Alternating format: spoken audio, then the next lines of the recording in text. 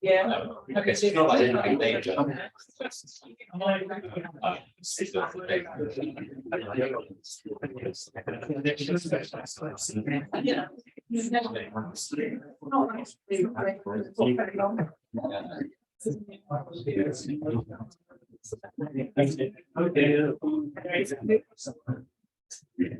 done. Well, I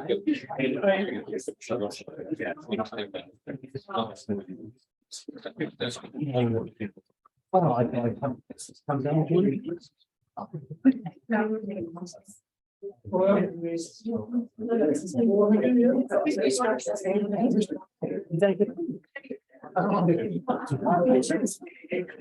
on finance.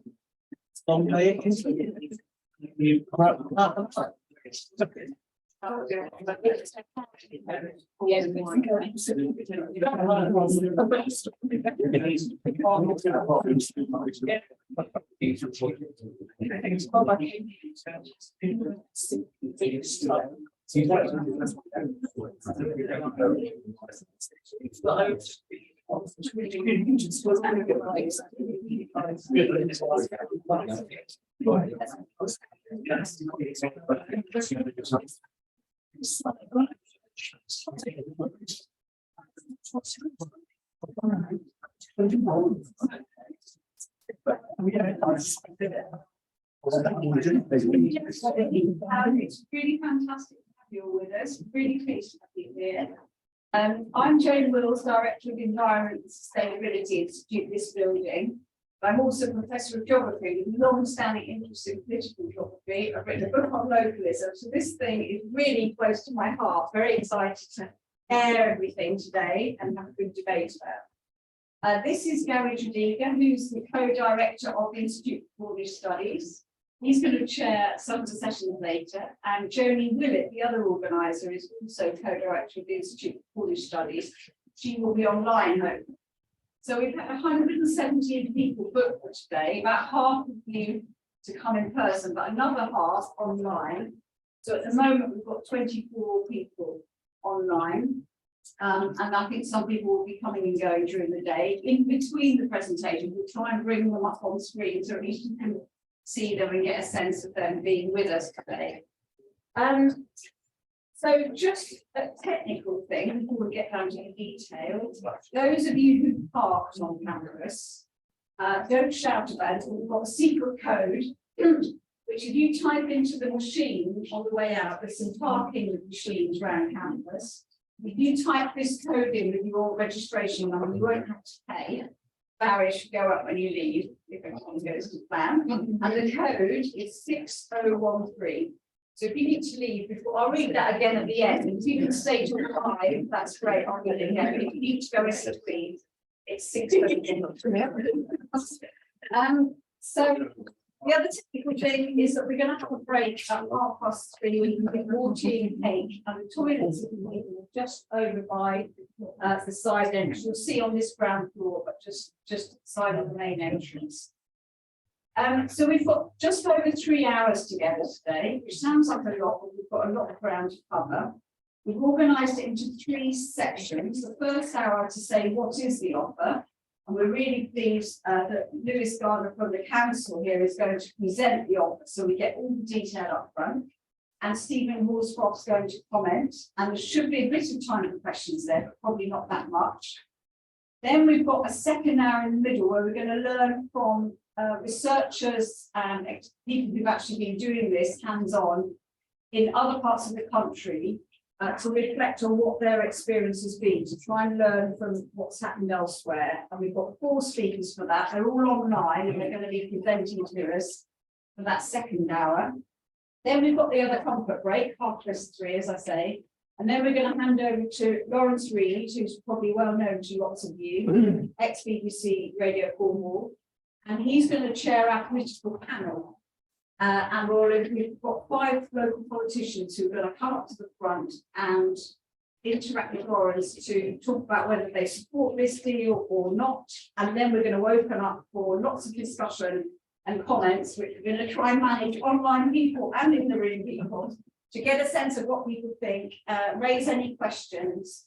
And hopefully by the end of this, the idea is that we'll go off and take part in the official consultation. So Louis will talk to them about that in a minute, but there is a consultation open at the moment, and we're hoping everyone will be fired up to go and take part in that at the end of the session. It's really important that we do take part in it, so it's so important for us all.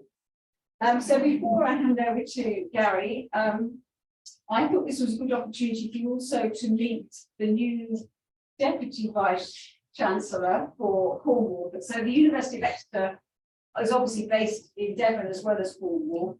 But we have a new DVC before me, Professor Martin Seeger, who's keen to say hello to you all here, and then if you can recognise him, you'll see him again.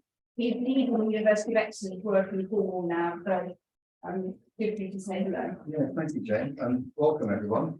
Welcome to the university. Welcome here, indoors. And again, to welcome the Deputy Vice Chancellor here in Cornwall in November. So it's still just a short time.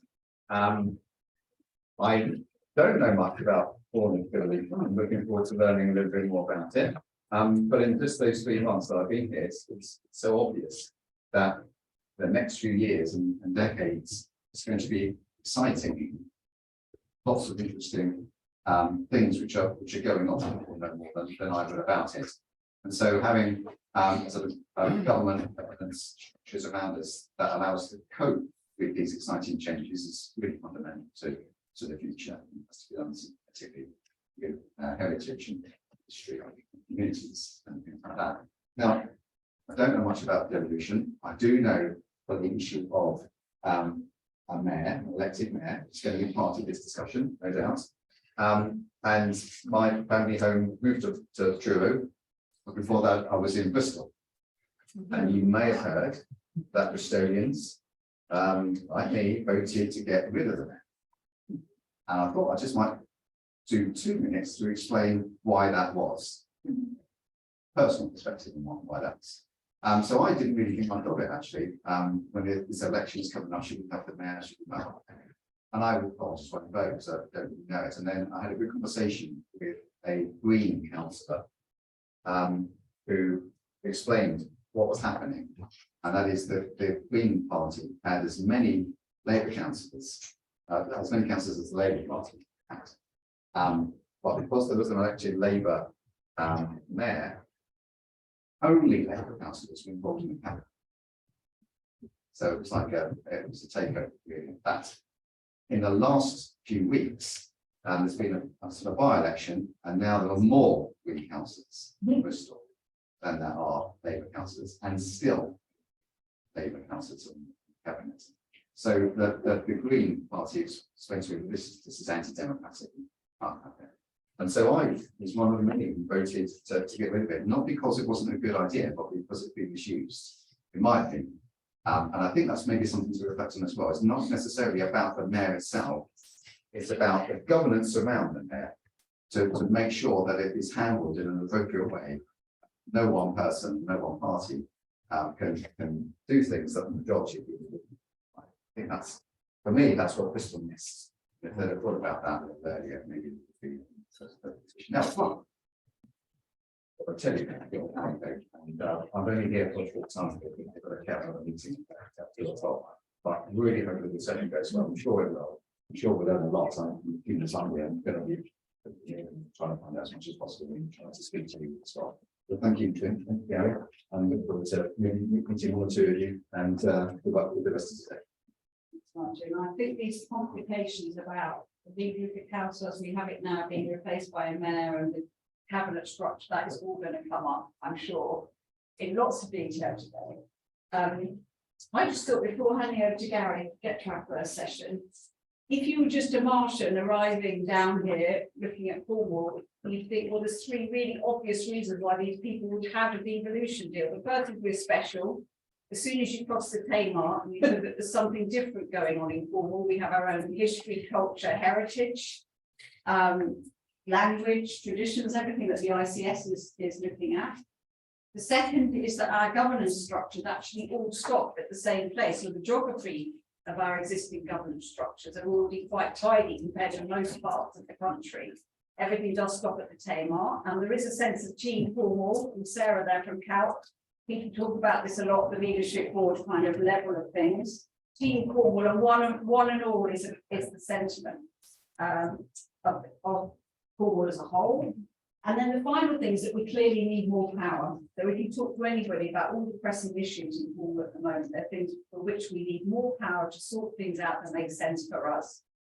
They are housing, education, skills, wages, transport and social care, just to name a few. And so if you were looking at it cold from the outside, you think, why not have a devolution deal? And I think that's what we want to discuss today. Why shouldn't we have a devolution deal? At least we can just give it a go. And I should say actually that a colleague, Megan, where she is now there from Pirate FM, she's keen to capture some of your reflections on all these questions during the break. So please talk to her. And these are the kind of things that we need to wear. Why wouldn't we have a deal? And if we don't like this deal, can we put up with it long enough or find a good mayor to make sense of it? So I'm going to hand over to Gary for the first second. Thanks, everybody. So I said welcome to this afternoon's session. The first session is one that we call what the devolution deal is on the table. So welcome Louis John, who's a Conservative councillor from New Central and Pennyfire, and also the economy portfolio holder. Thank you, Gary. Okay, so I thought they're probably not, so I'm going to look past it. Basically, spelling out the deal that's on the table. It's the only deal that's on the table, and it is the one that we're consulting on at the moment. As it said, I'm the portfolio holder for the economy, so I've probably got more of a slant towards the actual finances, but I'll try and talk about the many different aspects of the deal as I possibly can. I'll show a few slides to explain what's happening. And why it's important for everyone to be aware of the actual details. There's a lot of misinformation out there, and also about the consultation and why it's so important for everyone to have their say. I will keep it as short as possible and as sort of straight to the point. It is a large document, the deal document, and I probably can't do justice in the 15-20 minutes or so that I've got, but I will try my best. So why is Cornwall considering a devolution deal now? Because we actually started on the devolution journey back in 2015, and we took our first sort of steps towards that in 2015, and that was probably akin to what we probably call a level 2 devolution deal. So roughly speaking, there are 3 levels of devolution available to local authorities at the moment: 1, 2, and 3. Cornwall roughly has something already akin to level 2, and what we've been offered on the table is level 3. The next slide. Oh, yeah, great. So devolution simply means more decisions made by local people and the power to get things done. As already said, we've got, I think here in Cornwall, we've got a can-do attitude and a reputation that actually we can address those challenges, and that was recognised in 2015, and it's been recognised again. The government has stated that it wants to work with councils that can get things done, and therefore we were invited to negotiate a second deal, and it has been a process. So that process has gone on for between 6 and 8 months already. The government has said it appreciates that we'll be able to address our challenges and realise ambitions faster if many of the decisions which are currently made in Westminster are made here in Cornwall. And as I've said, there are 3 levels of deal, and we've been offered level 3, which is the highest level of autonomy and powers. The government wants areas at those highest levels of devolved powers and funding to have a leader who is directly elected by the people rather than elected by Cornwall councillors. And they argue that a mayor for Cornwall would be more accountable to local people because they are directly elected by them.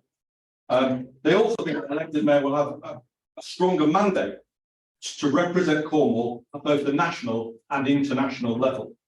And you may know that we initially disagreed with that. And in fact, the leader of Cornwall Council wrote to the government on 2 separate occasions to ask for a level 3 devolution deal without the need for a directly elected. And on both occasions was refused. And those letters are available on the Cornwall Council website in the devolution section for all to see. And alongside new powers and financing, we've also managed to secure a range of agreements on closer collaboration and joint working to find practical solutions that wouldn't be achieved without the deal process, or they would take much longer to come about. Next slide. Yeah. And if we look at some of the areas of the deal proposes to help, one of the most important is to grow a creative and innovative carbon zero economy. It's about making the most of our natural energy resources here in Cornwall, and so provide support to create a floating offshore wind commission to make real progress and coordinate lots of the steps that are happening individually in the field of floating offshore wind in order to harness this energy for future generations. It will also help us to fast track the connection of the development at Langgarth to a zero carbon geothermal heat source. This is the first of its kind anywhere in the country, and it can work here. It unlocks so many more opportunities for this kind of technology throughout the country and the world. And alongside harnessing our natural resources, the deal also gives Cornwall control of the adult education budget that is currently controlled in Westminster. This is important because it means we can set the agenda for training and skills to fulfill the jobs in these emerging industries, whether that be in floating offshore wind, tech metals, lithium mining, deep geothermal power, etc., etc. Next slide, please. The proposed deal also sets out help with the housing crisis. We know that addressing the housing crisis in Cornwall is the #1 priority of residents, and in fact, Cornwall Council have set that as its #1 priority for the last 18 months since the most recent election. The deal would help us to increase the delivery of new affordable homes and also regenerate schemes on public home land through a Cornwall Land Commission. This would be additional funding on top of what we get already of £8.7 million over 2 years to bring brownfield sites back into use and make them available to developers for housing. In addition, it's £7 million capital funding to unstick stuck housing projects that have been in the pipeline for a number of years but haven't moved on. Next slide, please. The deal will also build on the original devolution deal of 2015 to improve transport connections. The devolution deal in 2015 did a lot of work to improve public transport, but we need to go further. And this deal gives £500,000, not for the capital investment into new housing project, into new transport projects, but to develop those projects and get them ready for additional funding.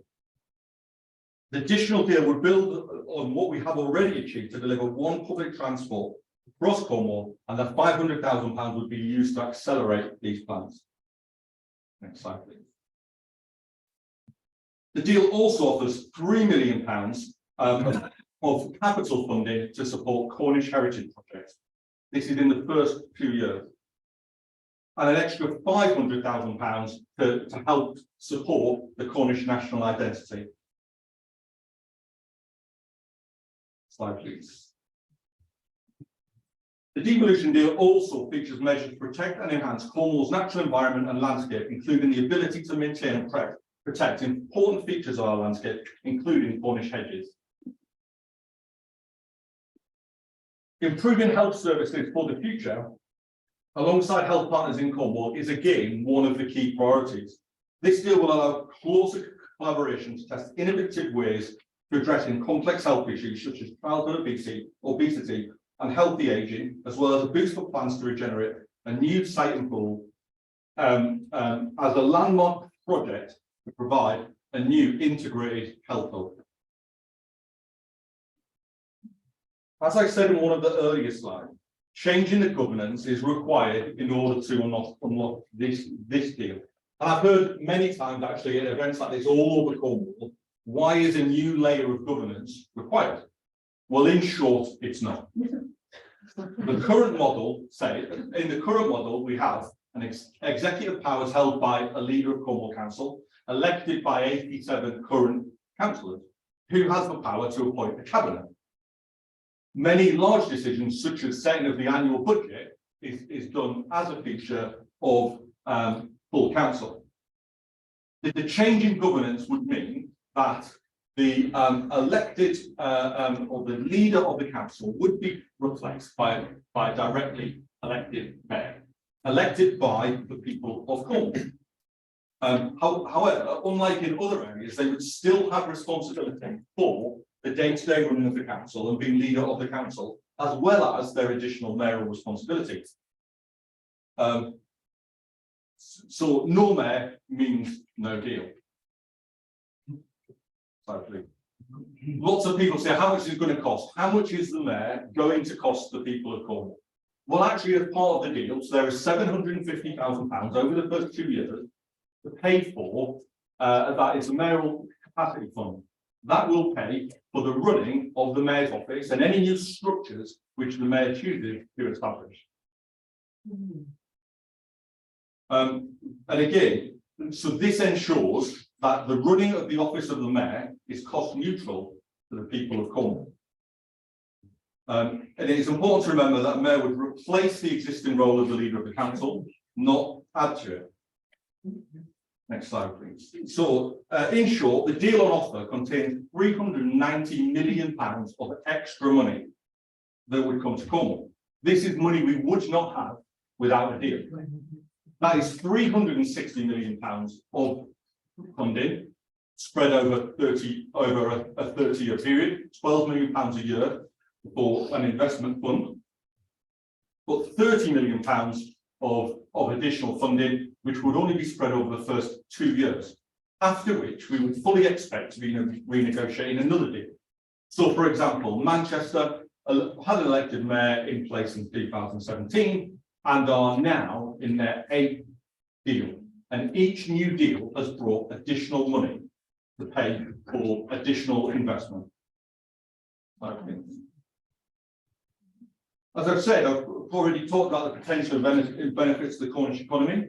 £12 million of investment funding over 30 years. Why is that important? Because no other funding from government is secured for a 30-year period. Most funding appears in either an annual or even a 4-yearly term. So 30 years is very unusual, but it gives the mayor the security that they can act over a prolonged period of time. And we've seen that investment fund be used by mayors up and down the country to lever additional investment from both the public and the private sector. I think we'd all agree that Cornwall needs so much money to bring us up on a par with Southeast England. Not all of that money could possibly come from the public sector. We have to be able to leverage investment from the private sector. It also, as I've said, £8.7 million over 2 years for housing schemes on brownfield sites and £7 million of capital investment. It also outlines £10 million for a Cornwall Innovation Fund, which will enable us to invest in research and development of new Cornish technology. And as I've said, £500,000 to support our unique distinctiveness, including supporting the Cornish language. Slide, please. So what I've tried to do is outline some of the big bullet point terms there on that are on offer from the deal. Actually, the most important thing is public consultation, and it doesn't matter whether you're for the deal or against the deal, or for devolution or against it. It is important that you have your say. And I've seen actually lots of social media drive to get people to just fill in one question, and that question about the mayor. I can't agree with that. This deal is about so much more than the mayor, which just happens to be one feature. So actually, it's really important that you take part in that, but answer every question and answer it to the best of your ability. You know, if there's some things that you like and some things that you don't, please be clear about what you think is good and what you think is bad. The Cornwall Council are doing 10 weeks of consultation. That's more than we've ever done for any consultation in the past. Normal consultation is between 4 and 6 weeks, and this one for 10 weeks. As well as the online consultation, there are a number of events like this all across Cornwall, including ones open to the public, private events. and actual lots of engagement with different sectors. So we've gone out to community groups, gone out to religious community, we've gone out to the business community, and some of you will have seen just last week the chief executive of Visit Cornwall, and also the chief executive of the Cornwall Chamber of Commerce have both come out publicly supporting the deal. So it's actually that consultation is really important, and the more people that we can get to consult on that, and the more people that we can get to give their views, the better. And that was for and against. So hopefully I've been able to outline it a little bit, and I'm sure that there'll be an opportunity to ask any questions, however that best fits in with your program.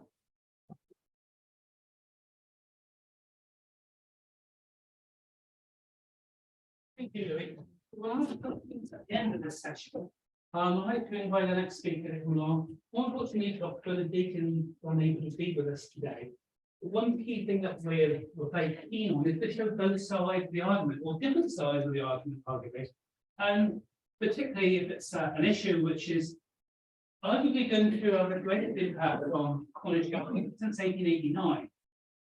And Stephen, who's got lifetime experience with the Cornwall Council, and is currently a freelance consultant working on a series of community and economic projects throughout Cornwall, is actually do so. Particularly, to consider something else. We should not just look at Cornwall in isolation, but how does this potential change relate to the Southwest in general?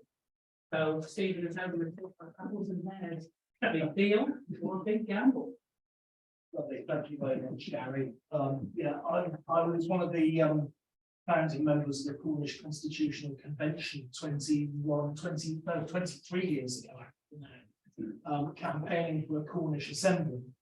And I would hope in the end, no matter what form of devolution we attain, that we move toward that, because there's politicians, but there's also the people. And I'm a firm believer in democratic social inclusion and giving people what they want, really. So I'm not here to speak against Lily, so I don't want Lily panicking. What I'm here to do is to actually raise some points and questions that I've picked up through going to these consultations and observing the work of the deal, but also being involved in this devolution issue for 20 years. I was involved as a council officer in two of the previous devolution deals as well. So if I could have the next slide. So yeah, so observational points which I've covered from the council engagement events, and some of the unanswered questions really hopefully late. Background and other issues which are going on. Now, I was thinking when I started putting this presentation together, am I in danger of going off piste? But actually, I think there is a context to this proposed devolution deal that we all need to think about, and there are implications which are really important. And also reflecting in relation to that, in terms of a little bit about the past, and a little bit hopefully about the future as well. Thank you, John.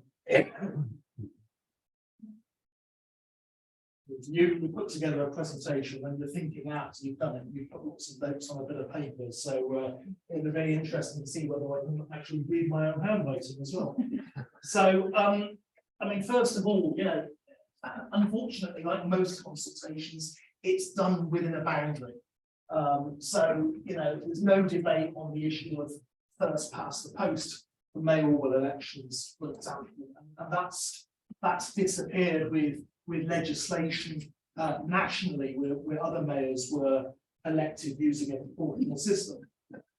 I think that Louis alluded to, the mayor debate seems to be eclipsing the other issues which are in the deal, which is important to think about. You know, those issues are sort of integral to the deal.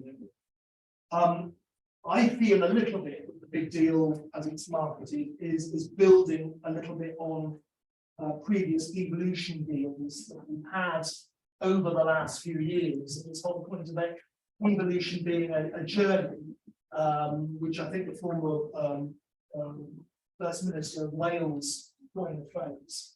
But there's not necessarily a consensus on destination, whereas there's a lot of evidence around opinion polling, and of course 20 years ago the 50,000 people who signed declaration in favour of the Cornish Assembly.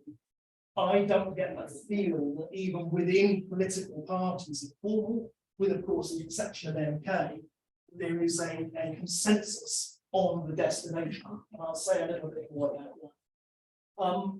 I actually made the mistake of having the overview and scrutiny committee that was talking about the deal on the background last week. It went on for about 6 or 7 hours. But the bit that I wanted to watch was actually talking about this, which I think started at 2 o'clock in the afternoon. If you're interested in watching this, and John Keeling, who was the chair, made a very important comment, a very interesting comment at the beginning, saying that he wanted members to be a critical friend, not an assassin of it. And this is the problem. I think when you think about devolution, it should be bottom up, not top down governments. And a lot of what has been offered so far, unlike the situation with Northern Ireland, Scotland, Wales, it has been top down.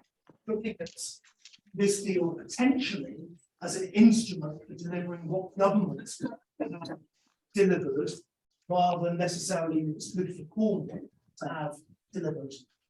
So we can't change or modify what's on offer. One of the meetings I went to that was chaired by Linda Taylor in Truro very much made that point of the answer to questions. So recent history, well, the Labour government in the 1990s imposed. Yeah, I mean, it's not totally essential. I'm in a seminar, but I was going to use it from 2:30 when I'm speaking. But are you doing it for quite a long meeting?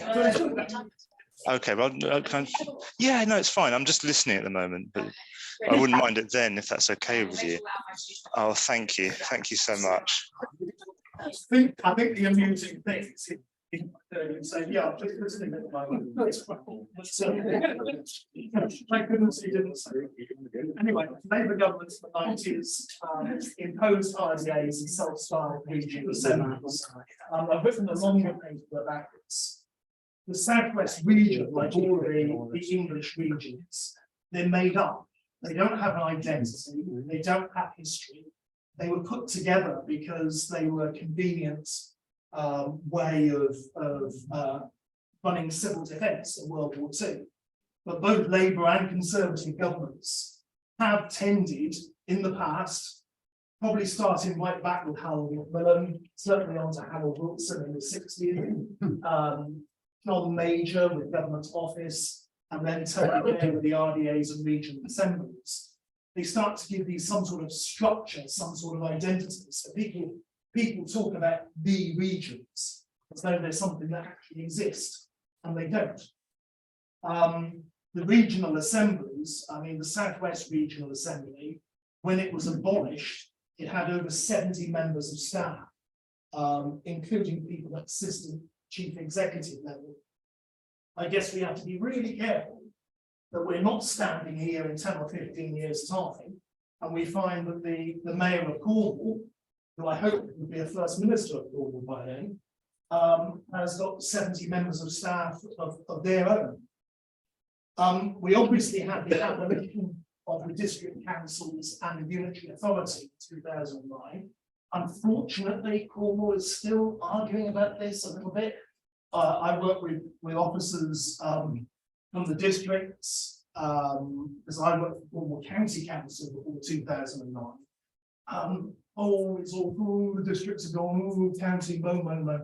And it does sometimes make me laugh that Truro is seen as distant from Penzance or Lewes, but some of the politicians who complain about that about the prospect of being government from Taunton or Exeter. But we have had since then the return of some planning powers in terms of the local plan and a move away from regional spatial strategy.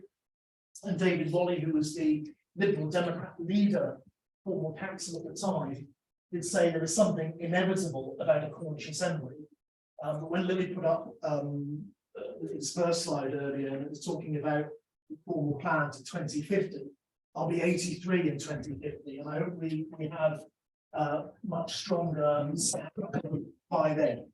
And of course, there's been 4 devolution deals since 2014 under 4 leaders, including, and he would certainly be my candidate mayor, the late great David Pollard, who was an absolutely lovely man and a consummate politician, in my opinion.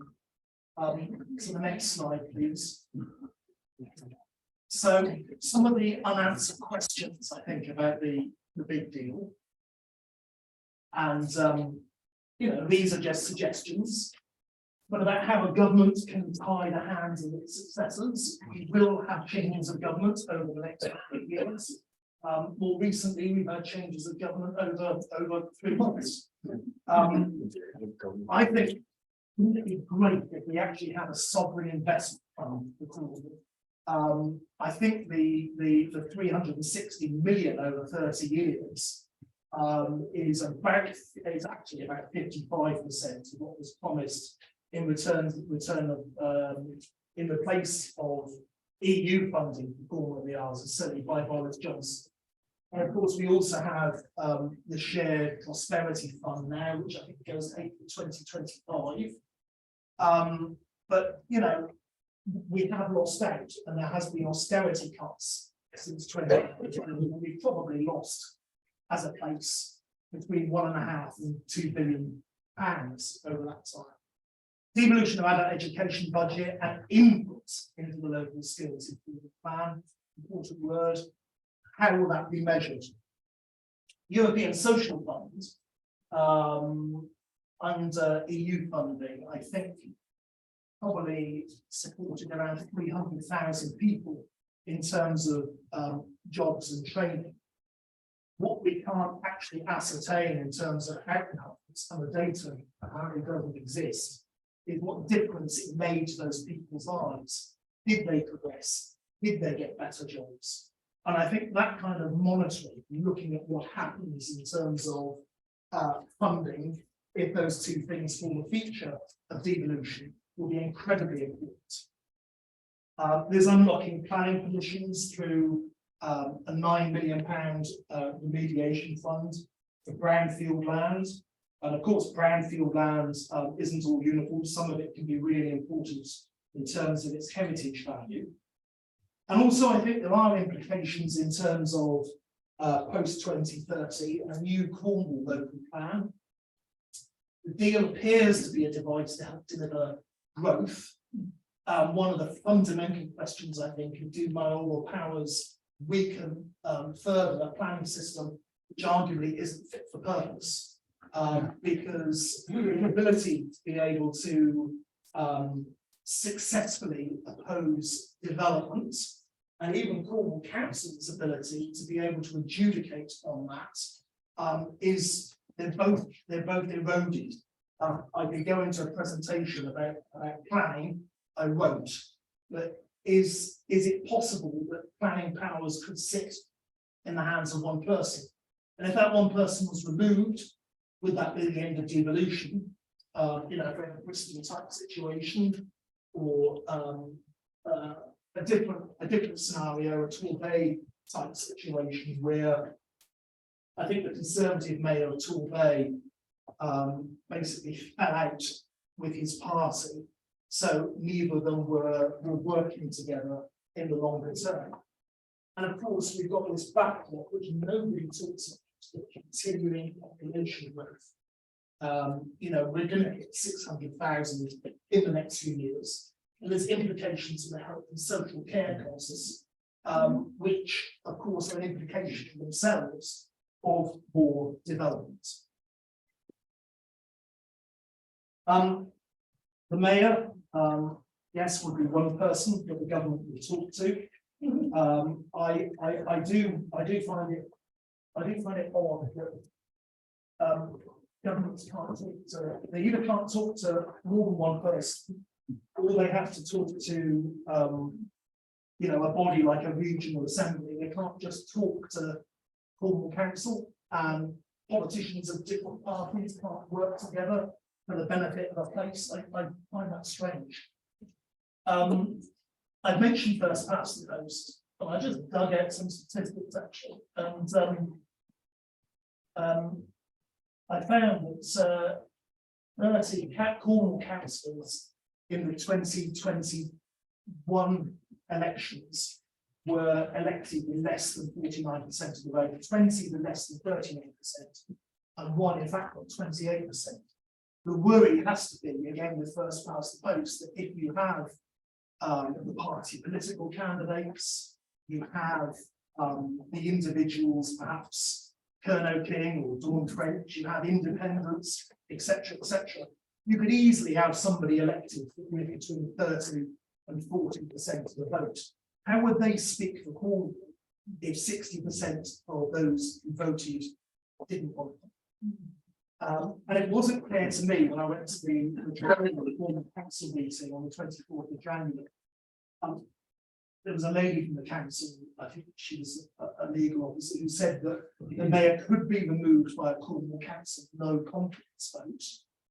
It was unclear whether it would be binding, but that person wouldn't have to go. They might feel they need to go, but it depends on the individual. We know that politicians really don't like resigning, and that could be the end of the devolution plans. Who knows?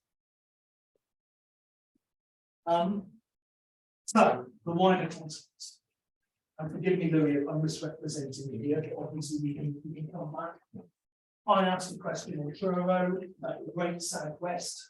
For people who don't know that, it seems to be an evolving quango in its own right of Devon, Cornwall, Cleveland, as I was told, Dorset and Somerset.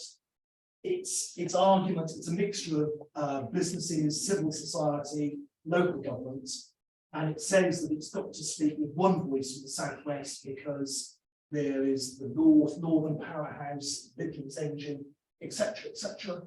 And you get rather strange things like Sir Gary Streeter, who was the last chairman, saying that no, I think he's actually quoting, and I've quoted this in the chapter of the book that I've written, that nobody in Cornwall seriously wants independence. Now, with all due respect to anybody in the audience, I don't think most people in Cornwall are talking about independence. They're certainly not talking about going it alone. If you've got a democratic structure, it's about cutting yourself in and working with other people, not being forced to work with people just because they happen to be your next door neighbour, and you may not actually have anything in common with them. Now, the Great Southwest apparently endorsed our deal, this particular deal that we're talking about. I know that the Regional Assembly, Self-Styled Regional Assembly before, endorsed our Objective 1 bid. Why? Why do they need to endorse things in Cornwall? If I elect a Cornwall councillor, I expect that person to be able to speak and act for me and people who live here.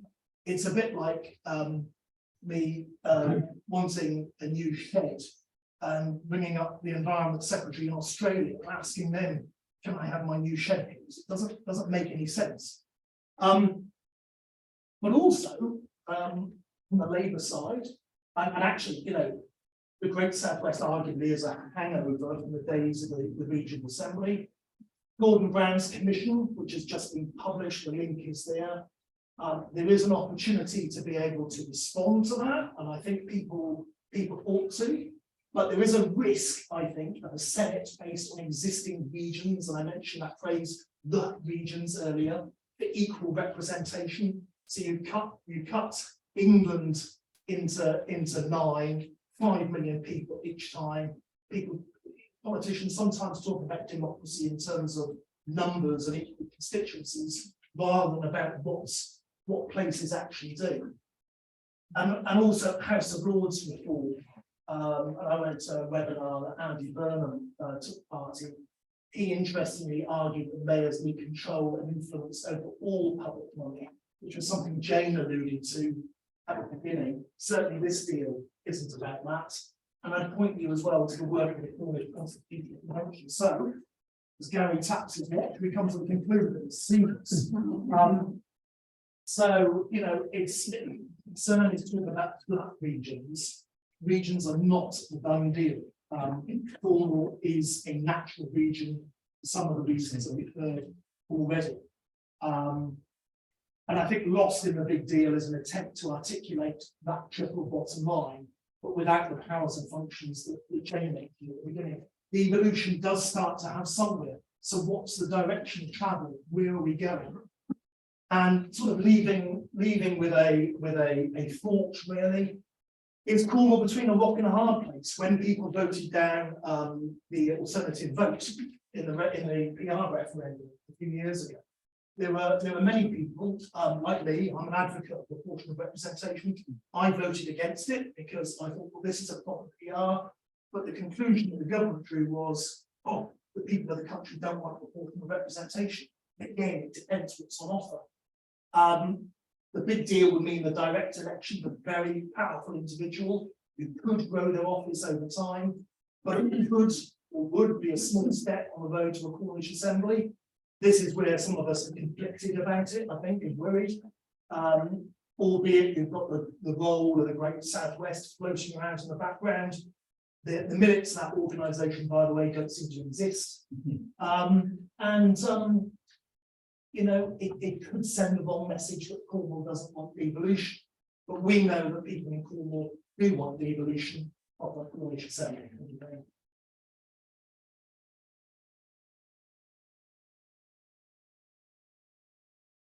We'll go through time to questions. The main discussion is going to be later.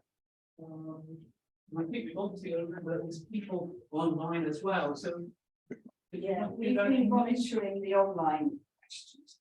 There's lots of concerns, but there's not any really concrete questions. The main one is really about the small amount of money.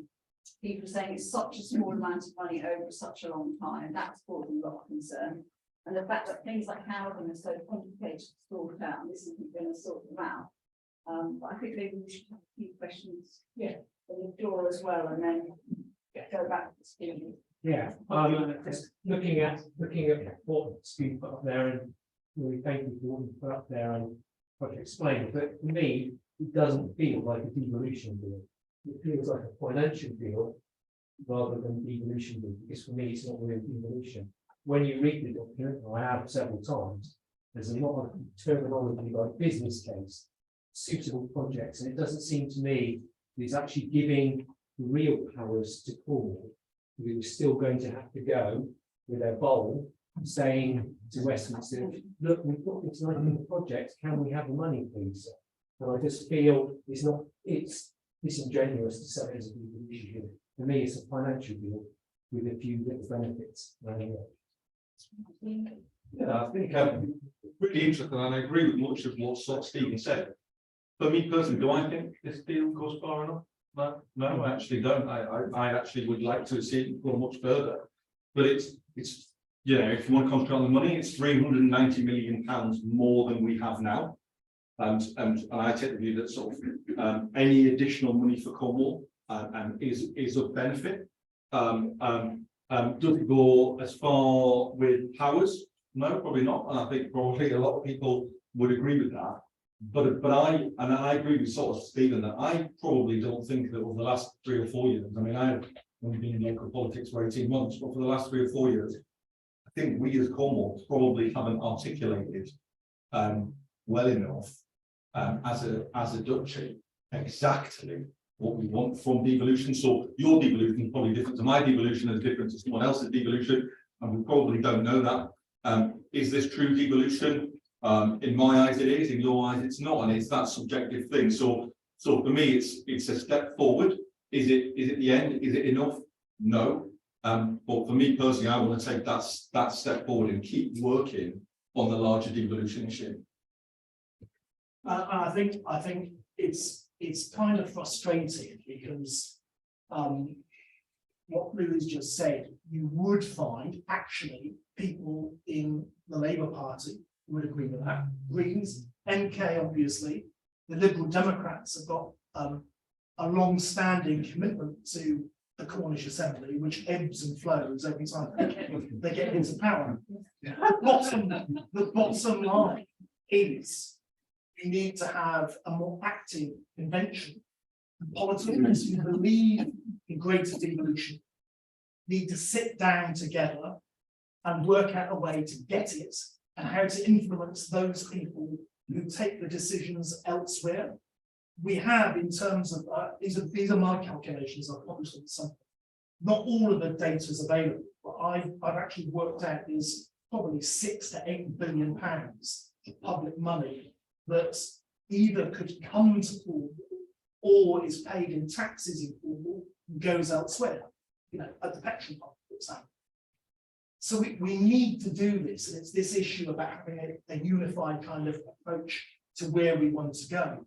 And unfortunately, I think in the main political parties, there are either writ large British or English nationalists who somehow see devolution as a threat, or people who actually believe in the Southwest project, which is unfortunate.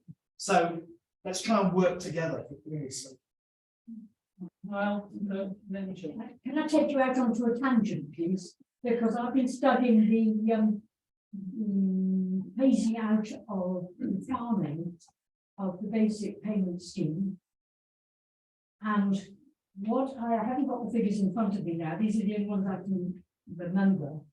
But between in the Great Southwest, the money we're going to lose between 2021 and 2027 is a figure of £882 million. That's going to be lost to the economy of the Great Southwest. I think the figure for Cornwall for 1 year is about 55 million. And this is the farming community, which has a great effect on the whole economy. So this is just peanuts we're talking about here. It really is a serious situation we're facing. So the money is being played around with. You make a good point about joined up thinking of devolution, in that at the moment Natural England have got a consultation out. Its own deadline, I think it's tomorrow, the 7th of February. So don't get confused between the two dates around triple SR, special scientific interest in the West Midlands Moors. But if you talk to the farmers down there and actually read the press, they're frightened and upset because it's going to stop them from being able to do particular things. And what we haven't got there is complex. We haven't got joined up thinking between agencies. That's right. And we've got Natural England with a board who are based elsewhere that will make that decision about very frightened farmers. God, we need our farmers now more than ever. And they, you know, so there is a practical example where proper devolution needs to be seized and done in the right way. Thank you. Yeah, I think if we think this money is going to solve all of Cornwall's woes, it's clearly not. It's not enough. It's not enough for that. Of course it's not. But I would just use some examples that exist around the country, and I'm not going to go into massive depth because there's a lot more esteemed people than me about to speak on that. But if I could give you an example of Mayor of the Tees Valley, just happen to be Conservative Mayor, could be Mayor of anywhere, but I use that example because my parents live there, and I know it a bit better than the other areas. Use an example. So Ben Houchins used that small amount of money. I mean, it is a small amount, but wouldn't be to me personally. It's not, you know, it is in the scheme of things a smallish amount of money. But he's used that similar amount of money to do things like reopen Teesside Airport, to clear the old Teesside Steelworks, which is now getting £500 million of private investment onto a single site. And he's levered an additional £300 million worth of investment into the Tees Valley transport infrastructure. So that is a small amount of money. But if you look at the examples that exist, and you can Google any of them from any political party or any of the regions that has an elected mayor, and look at the additional amount of money that has come as well as the deal, it is huge. It is in the billions and billions of pounds. And those examples are out there with a quick Google. Gary, if I might, I'd like to make a very brief comment and then ask a question. My comment is this, that £500,000 of Cornish culture and language is a derisory joke over 2 years. If you were proposing £1 million a year for 30 years to go to a cultural endowment fund, it would give us a sustainable fund that would enable us to develop and broaden usage of language and culture, then I think you were talking about something more. It's not even a peanut. So that's the comment. The question is this. I note in the picture that you put up of the structure where you were comparing the council, the strong leader with the mayor, that there's a very convenient line that runs from the mayor around all those little dots sitting in a line that's supposed to be the council to somebody else down below them. And apart from being elected, they don't seem to have anything whatsoever to do. So in this mayoral structure, what will the elected member be doing? And the second point, you also said that the mayor would be the leader of the council as well as the mayor. All right. Yeah. So my understanding is that the leader of the council has to be a member of the council to be elected by the council. The mayor, if it's created, could be directly elected. So how are you going to combine those two things? Well, that's the governance change that's required. So the mayor will be the leader of the council. They will have all of the responsibility that the leader of the council has now. And of course, you know those responsibilities better than anyone, being a former cabinet member. But in addition, would have the additional responsibilities that come with the devolution deal. But everything that currently goes through the council for a full council decision, such as the budget, would still need to go through the council. So nothing changes in terms of what the councillors or the elected member are responsible for. The scrutiny would all still happen. The scrutiny committee still stay in place. The cabinet still stays in place with the same powers as they have now. The addition is the. So what's the point of having a mayor then? I mean, if you're going to have a mayor who's elected and you give them absolute power, and then you say you can't do anything because you've got to get the council. What's the point of this? That seems to be an anomalous. That's the deal that's on the table. That's the deal that's on the table. There is no other deal on the table. We can talk all day long about we want this in it and we want this in it and this in it. So that's not on the table. Does it actually make practical sense? Can it do the job? Can I just ask a clarifying question? Sure. So, And then make it back, then Dick wants to speak as well. Obviously, time's getting short, so. The word Dutchy was mentioned Yeah, a little while back. And one thing that this deal is ignoring is it's equating Cornwall with English regions. But we have a duke. That duke has sovereign rights over Cornwall, has executive rights over Cornwall, and financial rights over Cornwall, but is not answerable to his people. What we need is a non-executive duke and a duchy government, elected duchy government, not this English assembly. Very quickly. Yeah, I'd like a quick answer if you can, a couple of questions. It's 390 million over the 50 years, 30 years. Is that actually 12 million a year? Or can we have more in 1 year or less in 1 year? And if not, is the 12 million attached to or linked to inflation? Because after when you get to 2050, it's going to be pretty near on workers. Lady, I'm sorry. Sorry, go on. Taking what's called the lady then. Okay. Yeah. Don't you think it'd be more appropriate to describe this deal as an accommodation between local government and central government, which happens all the time as at the moment? And to acknowledge that basically this will trap Cornwall as a local government structure and actually undermine that scattered meaningful devolution as in Wales and Scotland. Okay, a quick one on the facts. £12 million a year. It is, however, lots of mayors up and down the country have altered that amount by borrowing in advance and then paying it back the next, you can kind of play tunes on it a little bit, but it is £12 million. It's not index linked. You're absolutely right. It will be at the end, then it's worth now. That's why it's so important that the 2 years which we've got, which will then be a 4-year financial deal for the 30 million, we'll renegotiate at least every 4 years. That's why that part of the figure is so important. And as for, I think it's open to debate. I think I can't say what I think, whether it gives us closer or not to what you're after, Dick. But it's for people to make up their own mind whether they think a step along the journey is one worth taking or remain where we are. All I would say really is one thing is that I think linking democratic representation to money, how much money you're going to get, kind of, we'll give you this money if you have this, feels a little uncomfortable.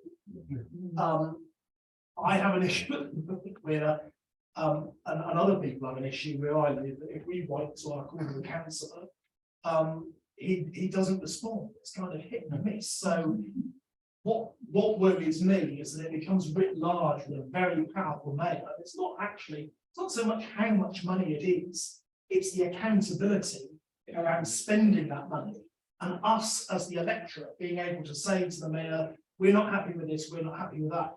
Democracy should be a process. Everybody should be involved in it, voting, being members of political parties, having your say. Great stuff. We want more of our democracy taught in schools. But the worry is, Denzel Pemberton gets elected in March or May 2025.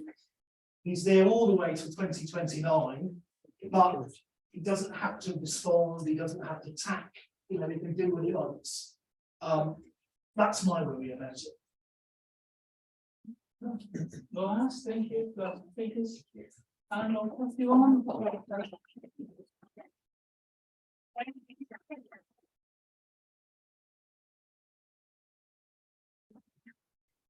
Well, as you can see, if you were looking at the chat, there's been loads of comments online, which we won't lose, and we'll keep those. And Amy and I will try to bring some of those back in at the end. A lot of them are actually about. A lot of them are about the kind of politics of this whole thing. Maybe I should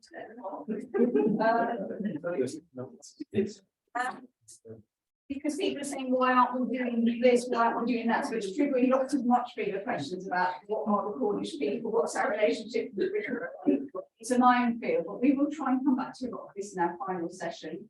What we're going to do now is hear 4 short online presentations from experts who've been looking at devolution in other parts of the country. And I'm hoping they're going to be sharing their screen. So Andy, there he is. I can see him popping up. So we're going to show you on our big screen here. He is professor at the Centre for Urban and Regional Development Studies at the University of Newcastle. And they are the leading research centre in the UK university for all these questions about regional development. We've been looking at mayors and devolution as it's called in the British state context anyway, for many years, and he's going to give us an overview of what we can learn from other places. He's going to then be followed by Georgina Blakely from the University of Huddersfield, and she's looked at Manchester and Liverpool's Devo deals in more detail, and she's going to talk about the highlights from them. Then we've got Roger Lawrence, who is the ex-leader from City of Wolverhampton Council, which is part of the combined authority in the West Midlands. Andy Streeter was mentioned earlier, so the West Midlands Combined Authority, which itself is a group of local authorities. And then to round us off, we've got Mark Sanford from the House of Commons Library, who's been looking at, again, these deals around the country, but he's had a long-standing interest in Cornwall. He actually looked at some of the questions which were touched on by Stephen earlier about the history of this thing. And he's going to bring us back to the Cornwall deal before we might have some time for questions, but then we'll go back to a cup of tea. So I'm going to hopefully get, yeah, and he's come up. So hopefully everyone at home can see him too. Thanks, Andy. Over to you. Okay, thanks Jane and everyone for the invitation to contribute to this very interesting and timely, and judging from this first session, very lively debate that you're having in Cornwall, which is fantastic.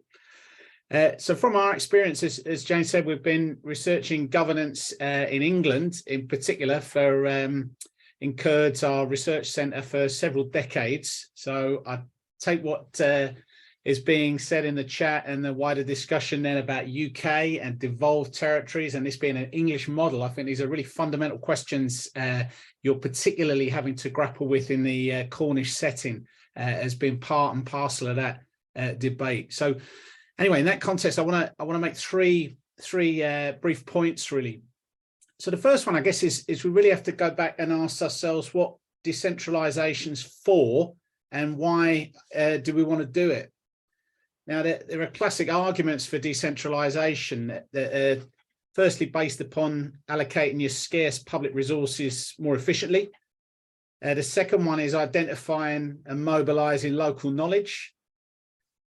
And the third one is bringing decision-making and government closer to the people being governed. Now, these are the three sort of classic rationales for decentralisation. And if we go back to this question of what it's for, then perhaps we want governance arrangements that are about making people's lives better, improving their opportunities, their health, their well-being, and so forth. You know, rather than just this obsession with structures and processes and so forth, which sometimes these debates get bogged down in. Now, of course, we know in England, in particular, within the UK, as one of the most centralised governance systems internationally, and also, and perhaps not coincidentally, some of the highest levels of geographical inequalities. We know the dysfunctions of such a highly centralised system. They're well known.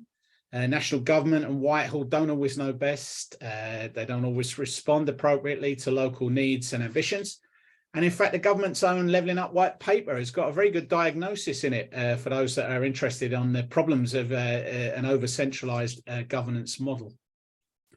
Now, of course, to remedy such over-centralisation, there are many different kinds of decentralisation, from a higher level of devolution of meaningful powers and resources right down to much lower levels of more delegated kinds of powers and limited resources. And I think as well, judging from that first session, of course, in the particular case of Cornwall, you could argue that there are other forms of decentralisation as well in terms of a duchy government or even succession and independence. So that, I think, in the English setting makes your debate quite interesting and perhaps challenging as a result to try and deal with the issues at hand. Now, of course, historically in England, finding that appropriate scale for that intermediate governance tier between local and national has been very difficult. There's been a kind of pendulum in the post-war period swinging between regional, local and sub-regional arrangements. And by 2023, what we've got then is a kind of ad hoc process that's led to the result of a very complex patchwork of governance arrangements across England with different powers and resources. Given this persistent centralisation, this decentralised governance that we've got in England is more at the delegation rather than devolution end of the spectrum. So that's an important thing, I think, to recognise.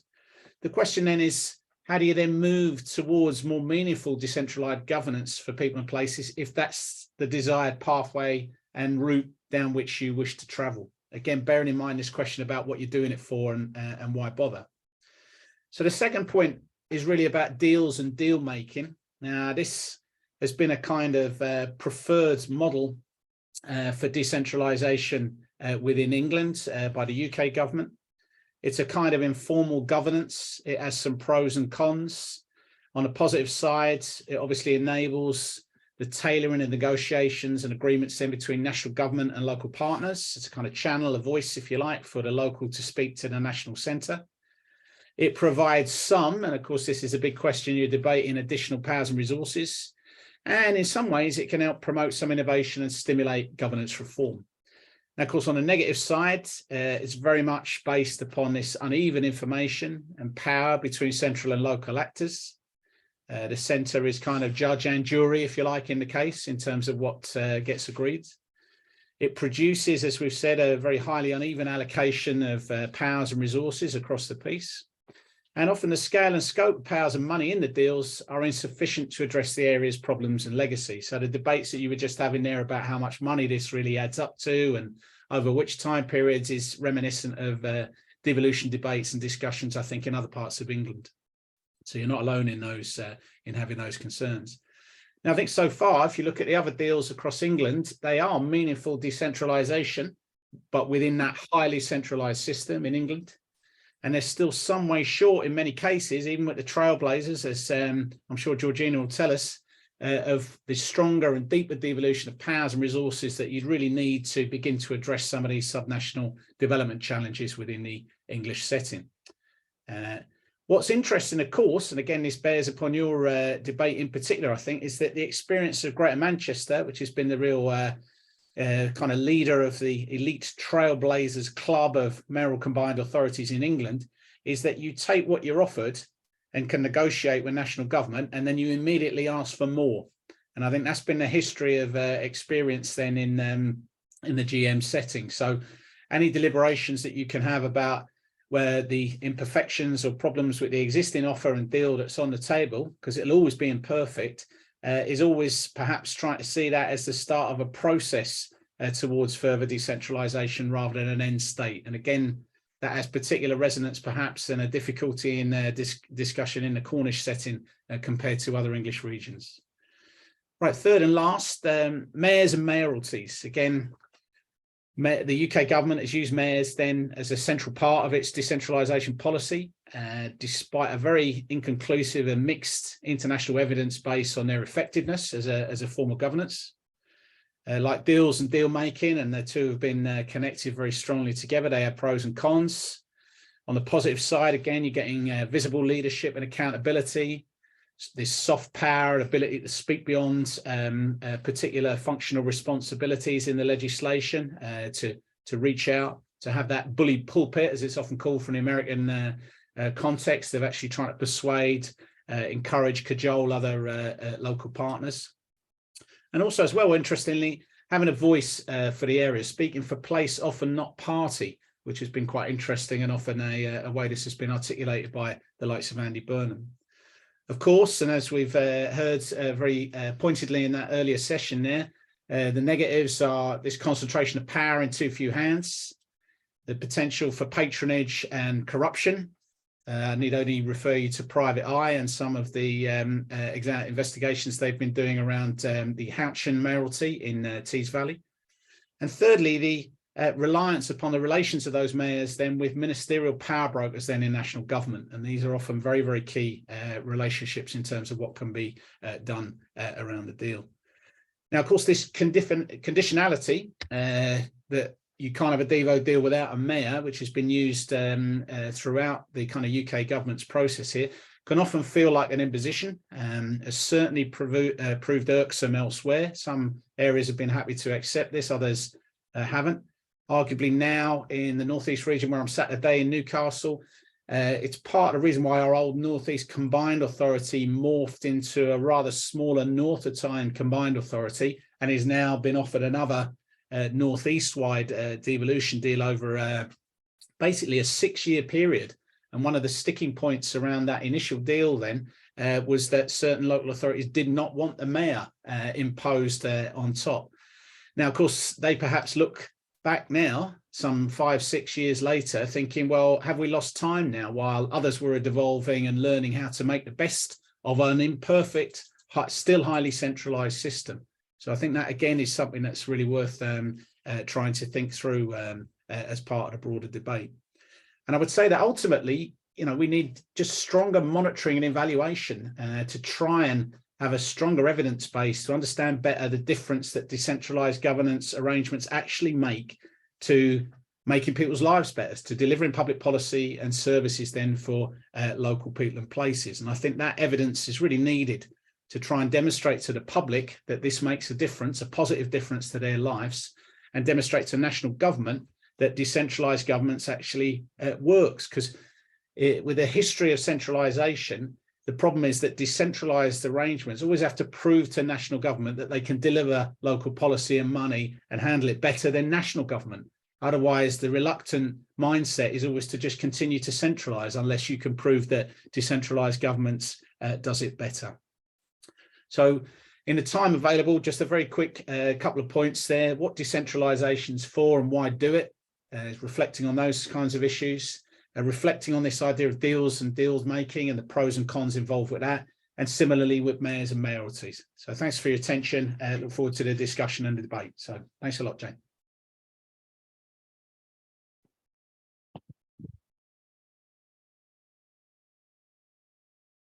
I'm hoping now Georgina will pop up on screen. We'll try to get all four of you before we open up and drop time. So yes, hi Georgina, over to you.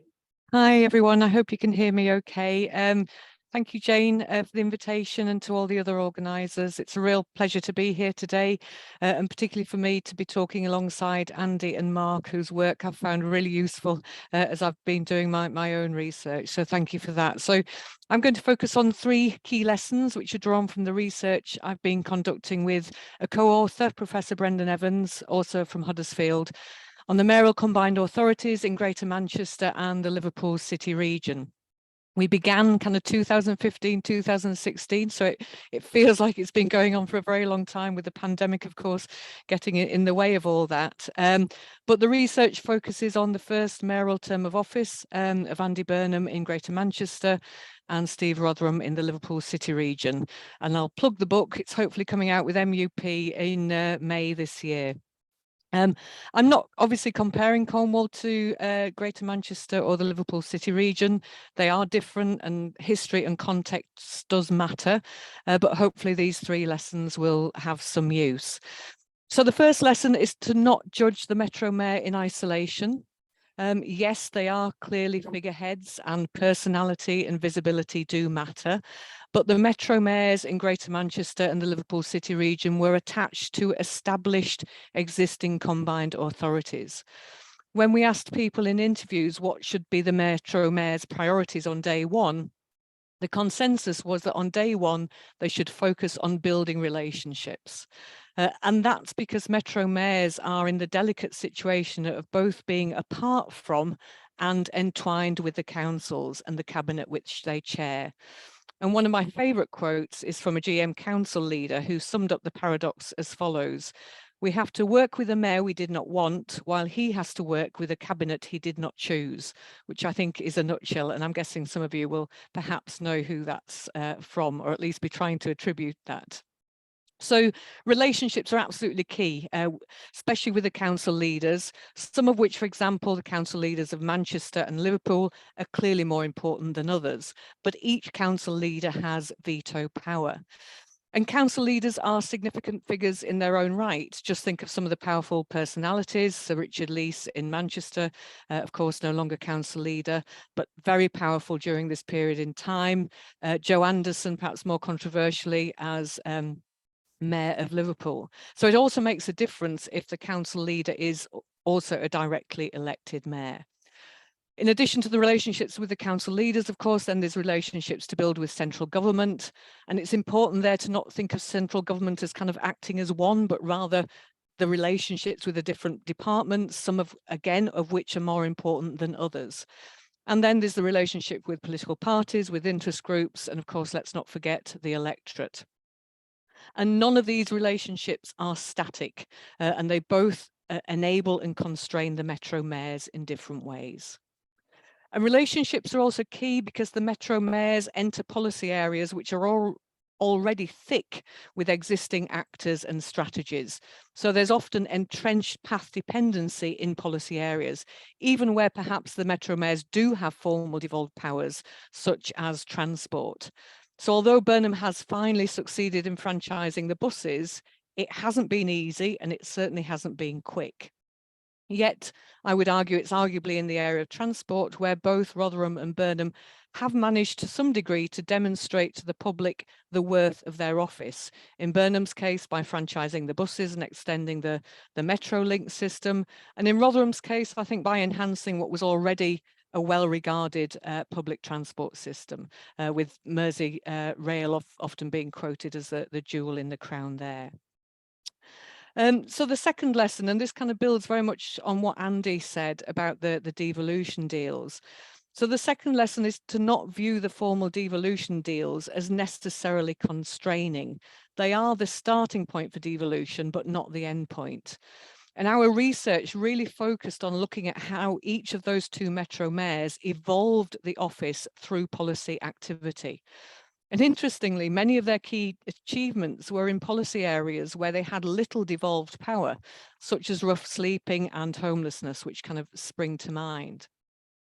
And for those of you who have enjoyed reading the Levelling Up white paper, it was certainly kind of a long time in the making. Burnham was commended in the white paper for his rough sleeping initiative, A Bed Every Night, while the LCR Cares initiative, which saw the LCR, the Combined Authority in Liverpool, distribute funding to local voluntary organisations during the pandemic, was also highlighted and praised by Michael Gove. But these are both areas where neither the combined authorities nor the metro mayors had devolved powers or budgets. So ironically, Michael Gove's evaluation that the metro mayors and combined authorities had made a positive contribution to their city regions neglected that the power that they were wielding in each of those two cases were not specified in the devolution deals. And as Mark Sanford has noted in his analysis of the devolution deals, while there was some devolution in some areas, such as bus franchising, the adult education budget, other activities were better classified as delegation or joint working. But even here, there were achievements, albeit limited ones. So in the area of economic policy, where the metro mayors are very prone to boosterism and long-term kind of visions, their clearest contribution arguably lied in trying to marry economic policy with social objectives. So the Good Employment Charter in Greater Manchester and its equivalent, the Fair Employment Charter in the Liverpool City region, or schemes such as Households into Work and Working Well. In both areas, there was a link between economic development and skills policy, and both adopted a place-based approach to allocating the devolved adult education budget. So the third lesson is that despite what I've said about some of the achievements of the two metro mayors, which are often not in policy areas where they have the devolved powers and resources, it's important to acknowledge the constraints under which they operate, namely limited devolved powers, limited financial resource, made horrendously worse by the cuts to council budgets since 2010, which have hit many of the northern cities far worse than southern counterparts. And again, Andy's mentioned this, the power of the centralised state. So in all policy fields, there were frustrations and setbacks owing to a dearth of power and resources, which necessitated constant appeals to government and even public conflicts, as we know in Burnham's infamous challenge for funds for lockdown support in October 2020.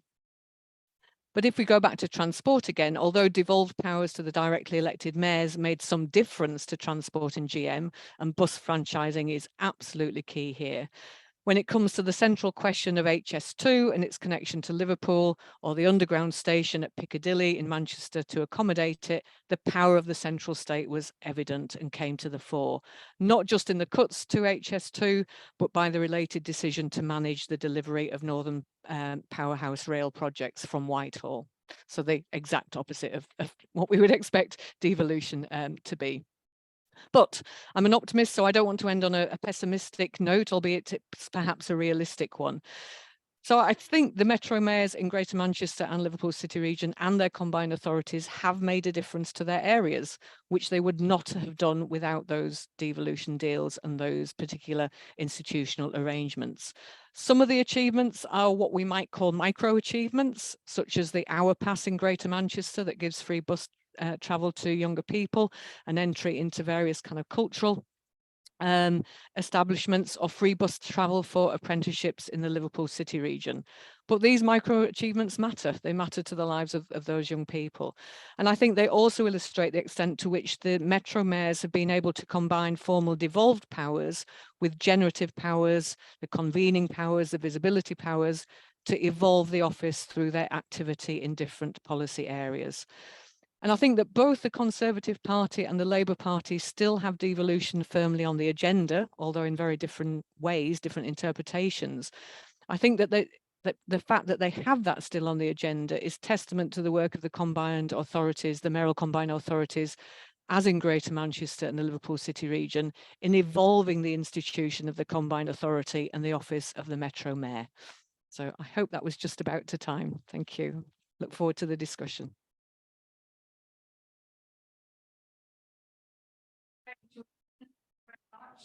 Over to Lawrence, to Roger Lawrence now, who has had this the hard way, having been leader of council in Wolverhampton. So over to you, and you've all been brilliant at making it very short. So thank you for that. We'll have.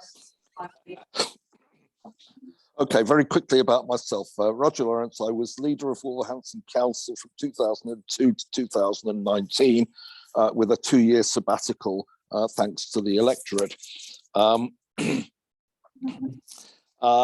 during that time, I worked very closely with my colleagues in the other Met areas in the West Midlands. I was the leader for transport for a number of years and was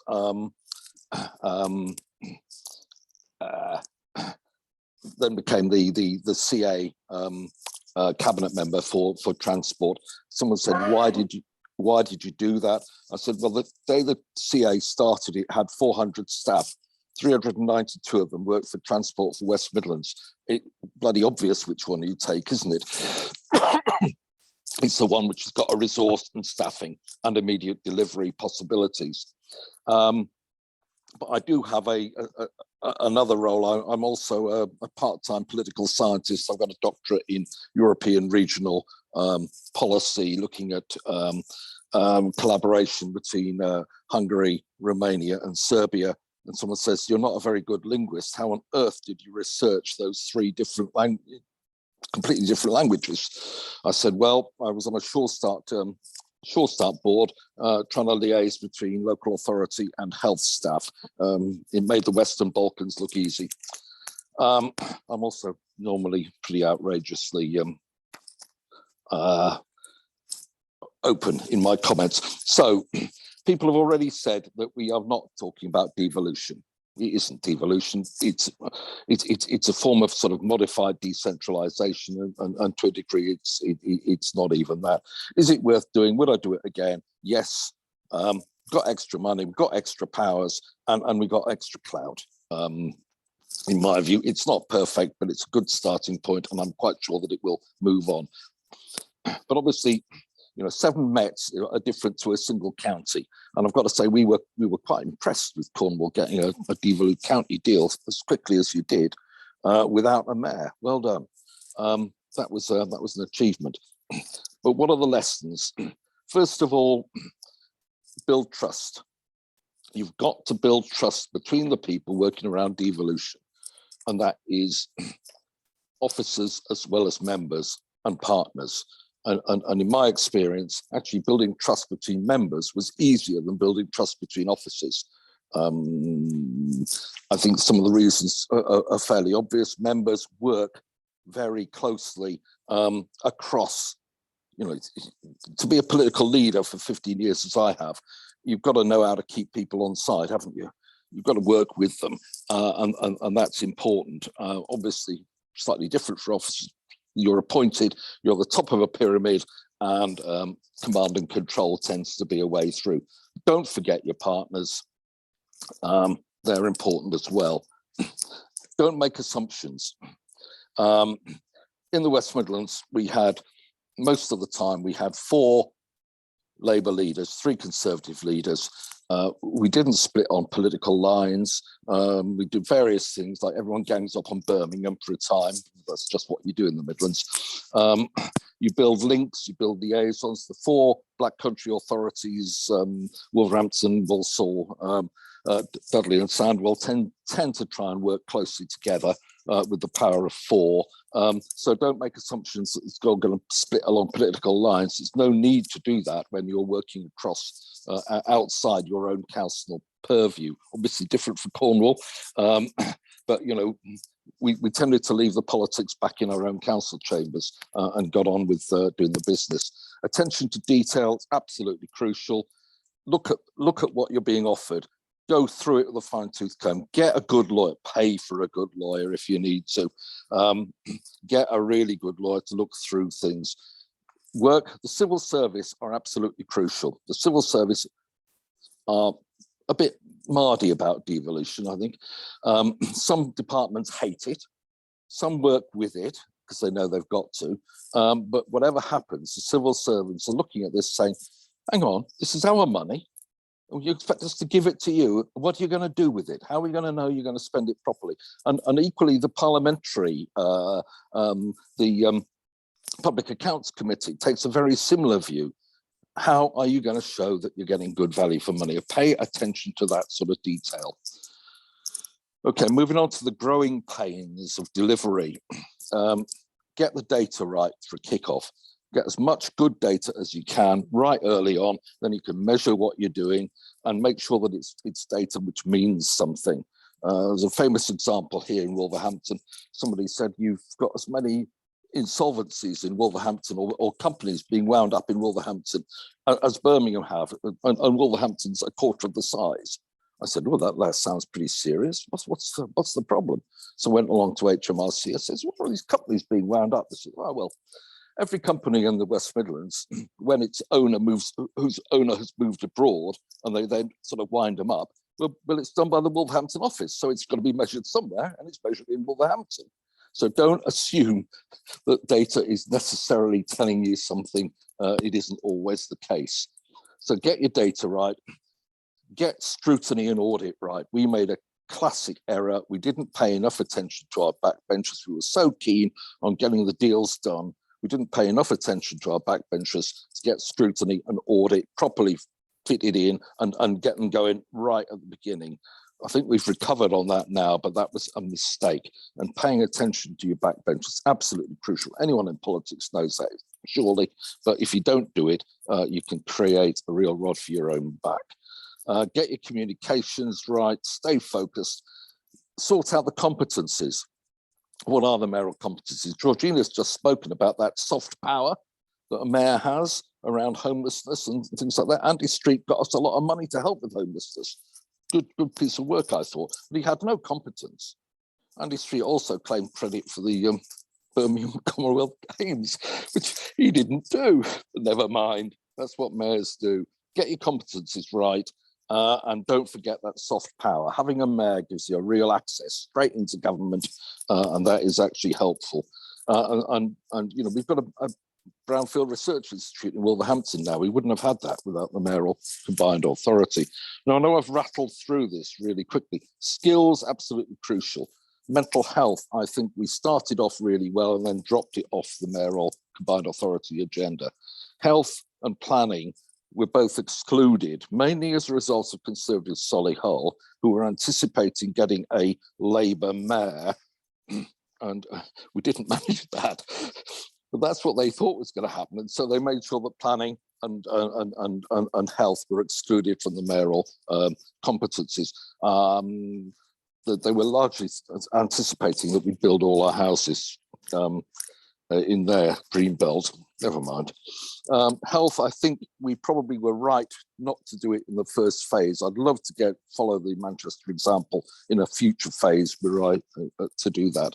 And just quickly in conclusion, at every time my colleagues started getting a little bit wary and a little bit wobbly about devolution, I kept saying to them one thing. There's if we get this right, no one will remember us. We won't even be a footnote. If we get it wrong, we'll be on the bonfires on November the 5th. We've got to get this right because that's what we owe the people. Thanks.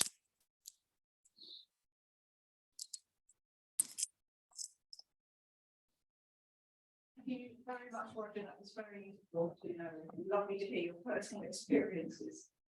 Last but not least, Mark Sanford's going to bring it back to Cornwall. Over to you, Mark.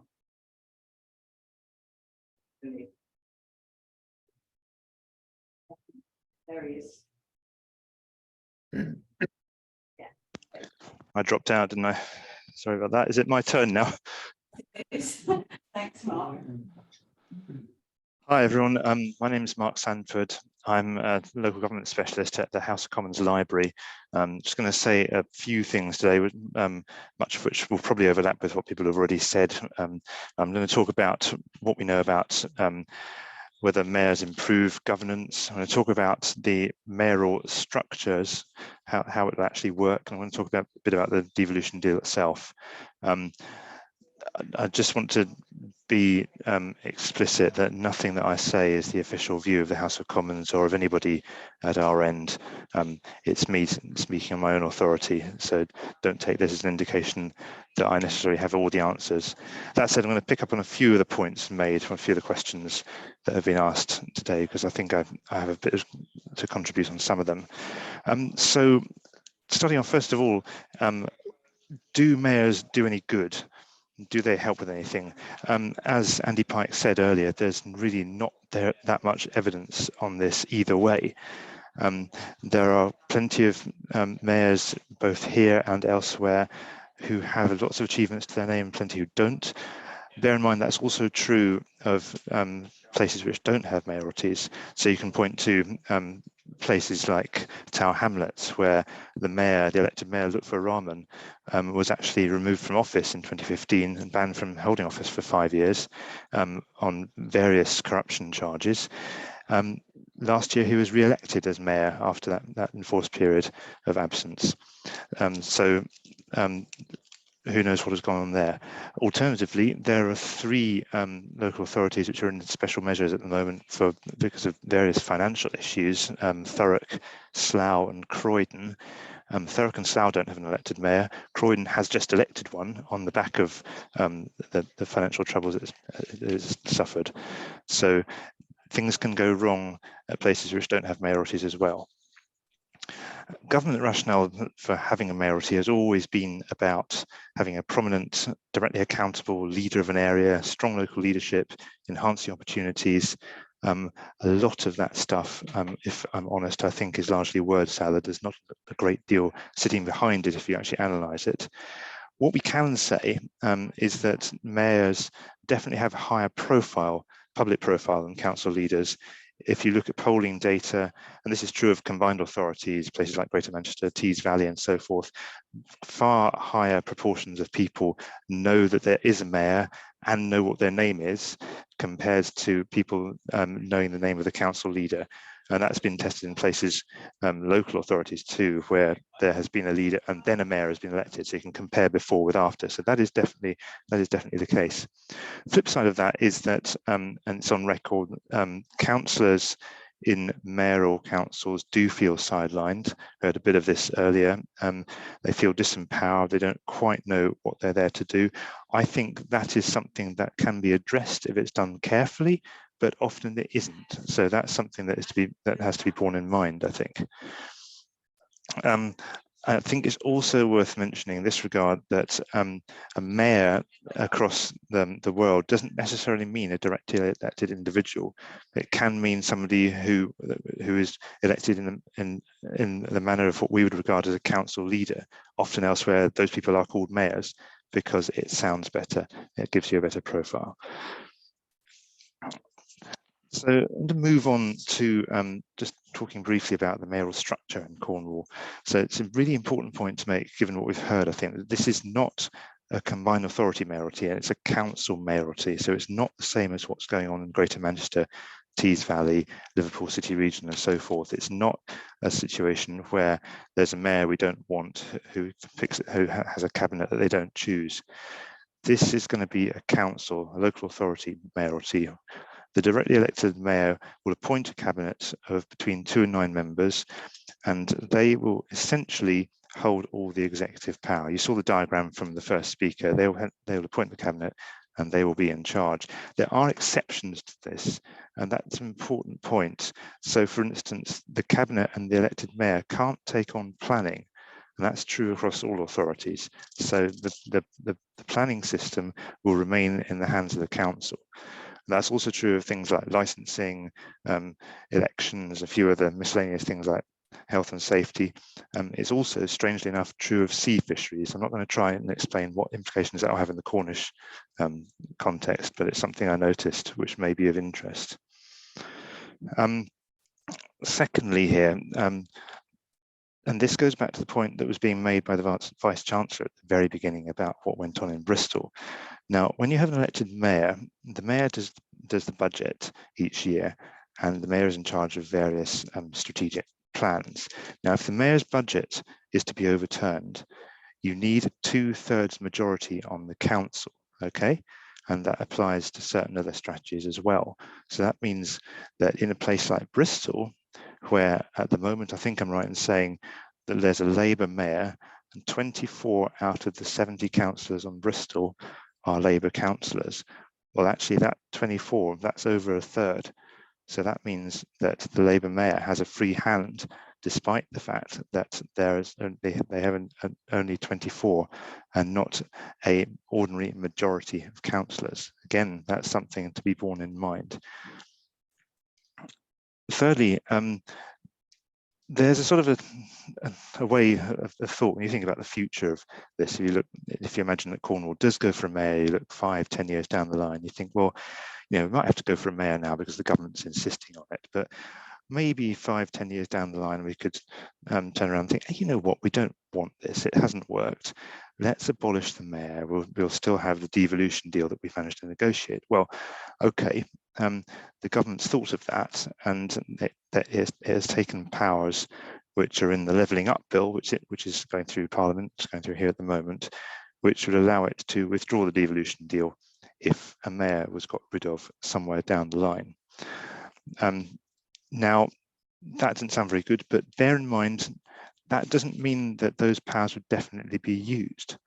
And look 5 years, 10 years down the line, if there was a different coloured government in power here at Westminster, that kind of thing might be viewed very differently. And just as an aside on this, if you're interested in this, do read the Brown Review that Steve Horscroft mentioned in his presentation. It's really interesting. Most of the stuff about devolution is packed into one chapter, and it gives you a real feel for where they're going with that. I think it's fair to say it's a work in progress, but there's some quite interesting stuff in there. And just a note on the idea of a no confidence vote in the mayor. As far as I know, there's no way of having a no confidence vote in the mayor. You can abolish the mayoralty, but you can't get rid of an individual mayor and say we're going to have a new election midterm because the mayor's done whatever they've done. So that's the structure. So what about the Cornwall deal? We've had quite a few opinions both ways on this so far, so I'm just going to contribute a few thoughts. In terms of the money, so there's that £12 million annually. That isn't inflation linked, in response to one of the questions from the audience later. So yeah, 30 years down the line, unless something changes, that's still going to be 12 million. There's the adult education budget. We don't have a figure for that, but I'm going to stick my neck out on the basis of other figures that exist and say that's going to be around £25 million a year. That sort of ballpark, okay. And then there are various other things in the deal. There's money for housing, which I think is 9 million a year for 2 years. There's something called the Cornwall Innovation Programme. I confess I don't know what that is, but it's going to be worth £10 million a year. Put this into a bit of context. The Cornwall Council's current budget spend is in the region of 600 million a year. So it's not, these aren't game-changing amounts of money, as many people have already pointed out. There are other points in the deal, and again, the first speaker alluded to some of these. There's the stuff around the offshore wind and nature recovery. I think heat network licensing is in there somewhere as well. There's no real money and powers behind these as yet. They're the beginning of a conversation. I think that's a really important point to bear in mind, that a lot of the point of having a devolution deal is to get the area up the pecking order in the eyes of the government.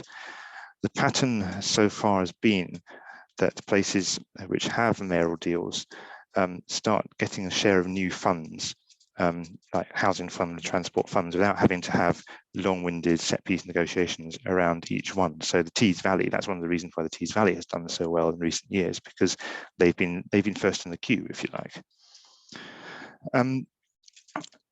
And lastly, I think to address the point that's been put across by many people so far, this isn't very much. This is not enough. It's not worth it.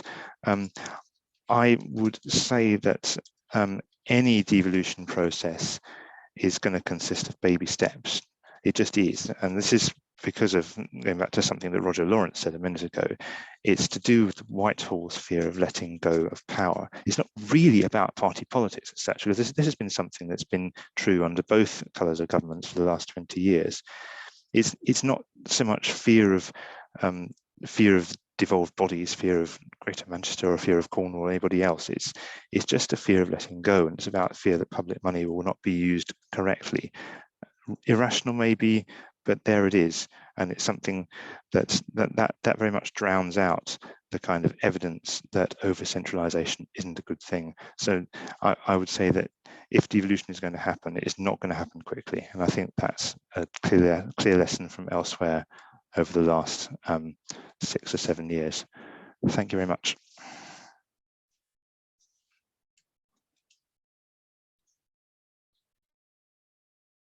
Those presentations were incredibly helpful, I thought, anyway, lots of detail. We've got quite a bit of time, 10 minutes at least, for questions and comments, which we can take through and online. So, points to raise it. I'm hoping our four speakers will be up there. We'll have a few comments and then allow anybody who wants to respond. Stephen, gentleman there, and then two here. Yeah, I mean, this is aimed at Mark. I mean, obviously, I'm just interested in what you said about a vote of no confidence. Because although, you know, as he's saying, it wouldn't be binding on the mayor. It wouldn't be a good look. I just wondered whether there were any examples, possibly in the UK or elsewhere, where it's happened and you've had kind of had that stalemate. I thought Tall Bay was an example. I want to take that now. Yeah, there was a vote. I don't know whether it was called a confidence vote, but there was a vote of some kind in the Cambridgeshire and Peterborough Combined Authority last year, where the Combined Authority members passed some sort of resolution saying the mayor should stand down while an investigation is completed into something or other. I can't remember the details, but the mayor didn't stand down. They couldn't make him, and that was that. I don't know what happened next, I'm afraid, but yeah, that's the example I know of. I mean, I wouldn't go too much into examples overseas because you're looking at very different political systems, and I don't know anything about them anyway, but that's a definite example from the UK, yeah. Thank you. Maybe an example of that with the government. Now it doesn't want to let go, it doesn't trust people. Mark just said it's all about decentralisation, but in so doing, it makes everything so complicated because it wants to predict everything and write everything down from the centre. The strength power. Gentlemen now. I'm very interested in series of talks there. I was quite interested to ask whether or not, as Mark said, that the actual problem is Whitehall's fear of letting go, or whether or not it's actually the sort of London elites or the kind of centralised England government sense of maintaining that sort of existing power structure of England, when actually there's such a sort of diverse range of different cultural institutions, from the Shetland Islands, which looks like a sovereign wealth fund, Jersey, much smaller populations than we have here. And also places like Iceland, which has been very successful in developing its own constitution of late. And also Bougainville Island, which is going to be the next country in 2027. So do you think, I suppose it's also a question to, as well as to Mark, perhaps Louis from the Conservative, is it a fundamental lack of imagination that that this is being offered, and should in fact there be a greater range of devolutionary possibilities being discussed and offered, for example, at different levels of parity of participation, where you have full participation, full devolution, and then you have the kind of very sort of tiny little bit of devolution where you've got somebody like a mayor being offered. I hope that's reasonably clear. So thanks very much, those talks. Would anyone like to answer that quickly? Just one.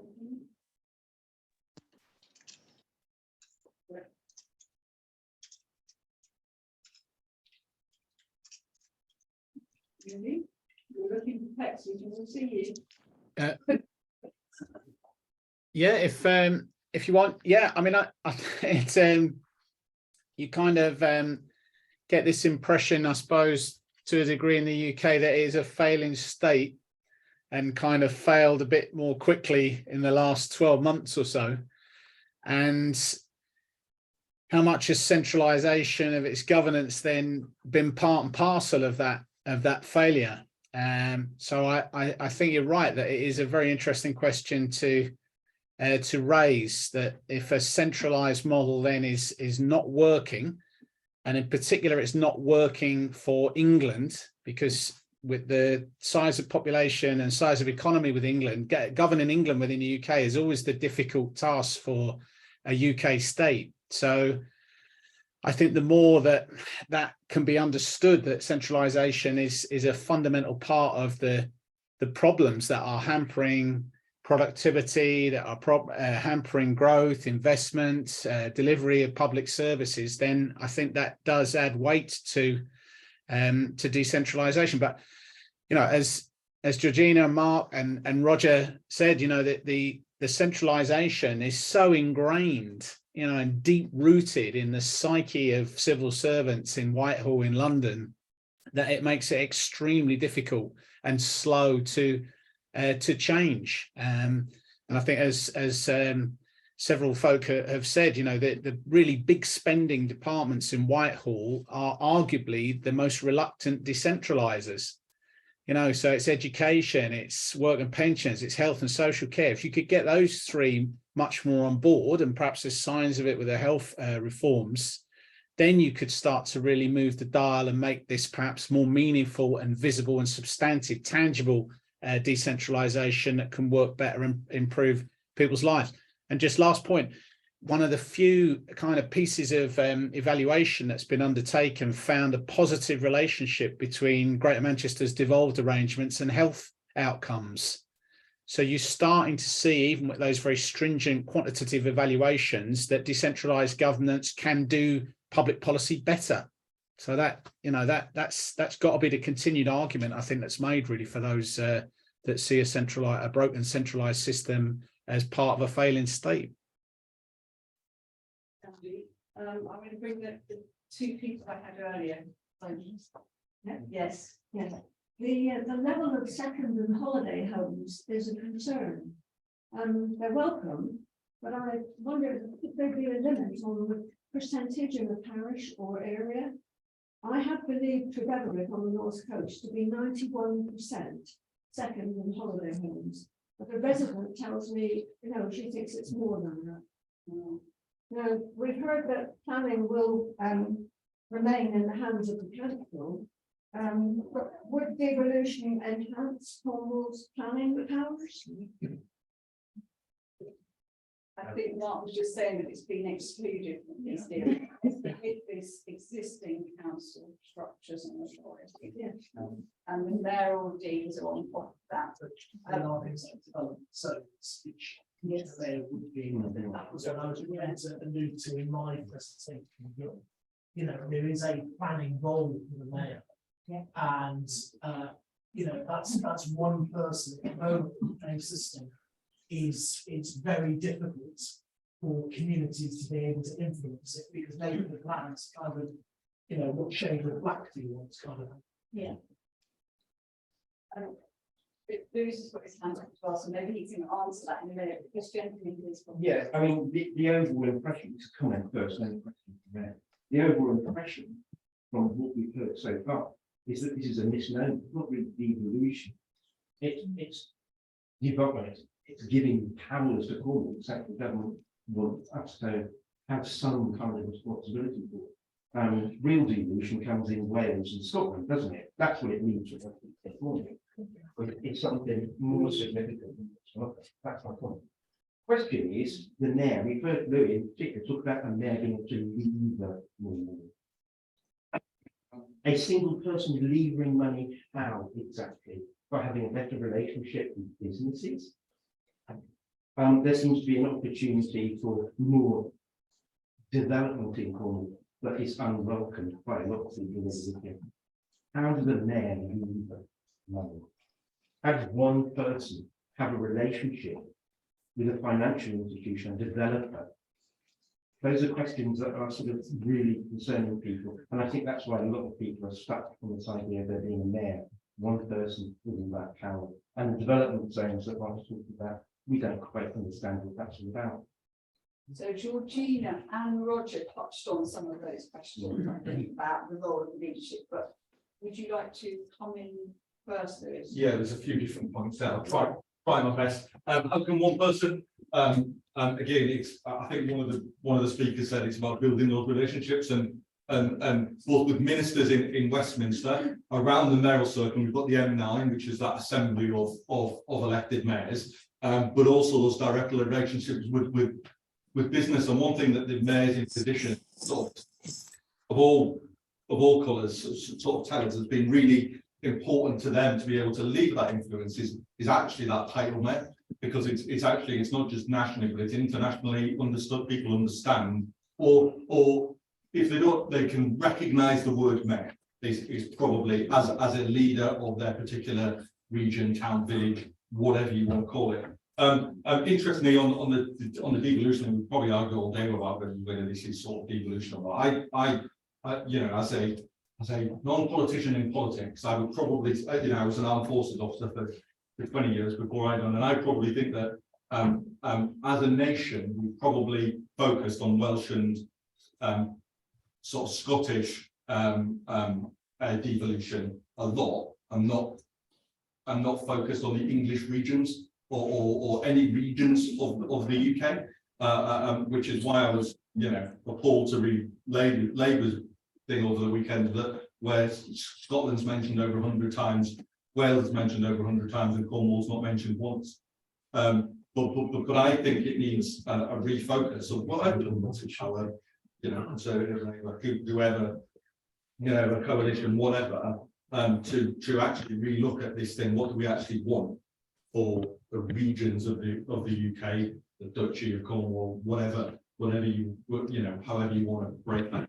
Because all the focus for 20, 30, 40 years probably being on Scottish and Welsh devolution. Why does Northern Ireland, Scotland, and Wales all have a parliament when England doesn't? It's all Joseph, you know, yeah, Cornwall doesn't have a parliament, but England has a parliament. It's the Parliament of the United Kingdom of Great Britain and Northern Ireland. Representing. So, you know, you know, it's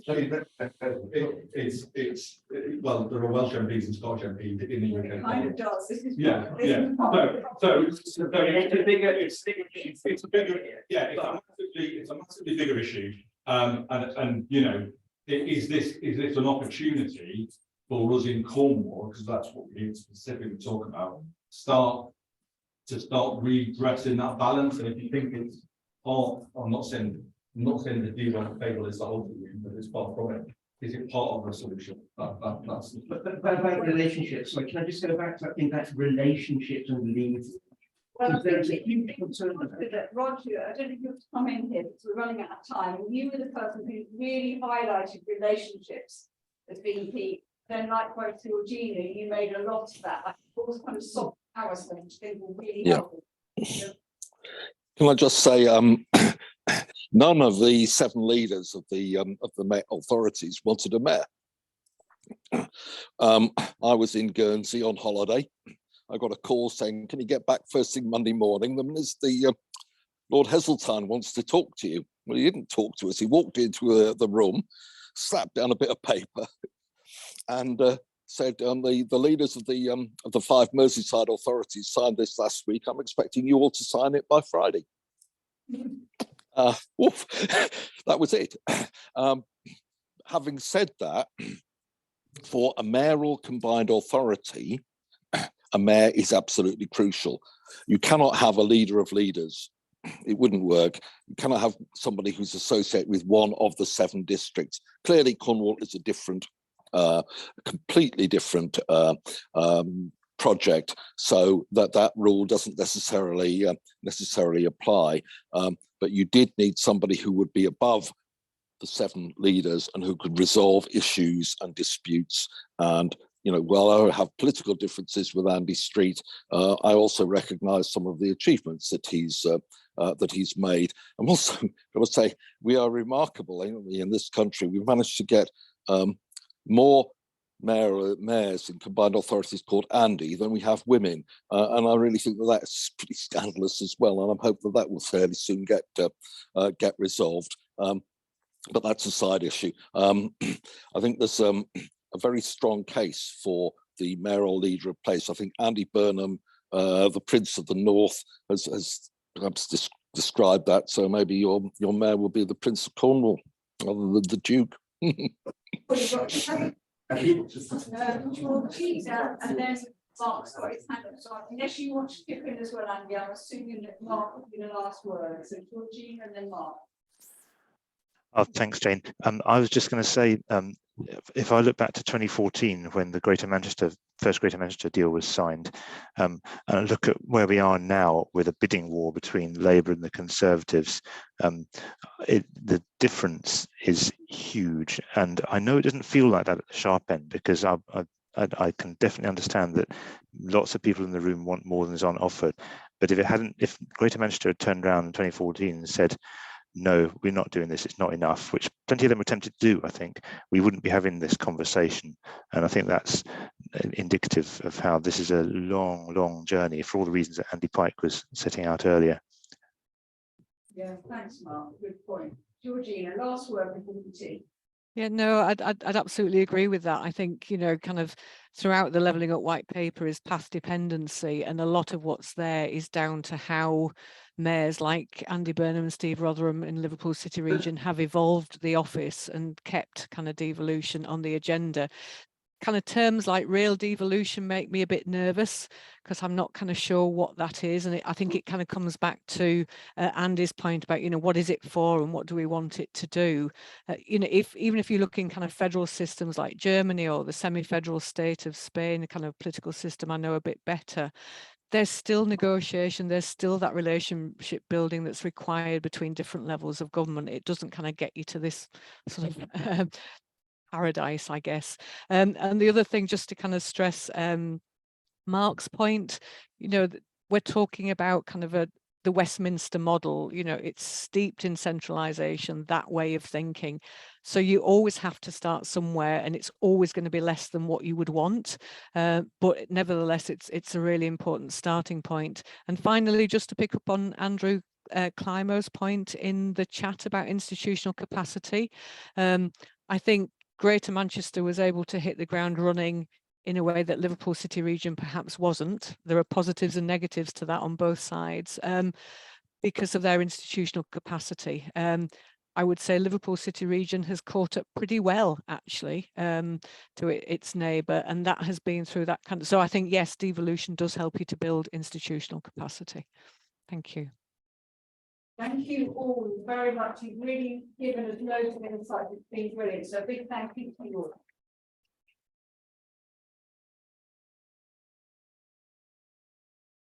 And thanks to all of you. I know you've been very patient, not much time to get in, but we're going to have our big debate, our heated debate now in shortly, just under 10 minutes-ish. If you can have a comfort break, get a cup of tea, have some cake. I'm very mindful that some of our lovely undergraduate students are in the back row. They're always in the back row, but it's really nice to have you here, and it'd be good to get your voice on this as well in the debate, how citizens of the future feel about this. So it's great to have you with us, and we'll get you a chance. If you want to think of questions or points to raise, we'd really like to hear from you too. So quick tea, coffee break, and then back in here. I think No.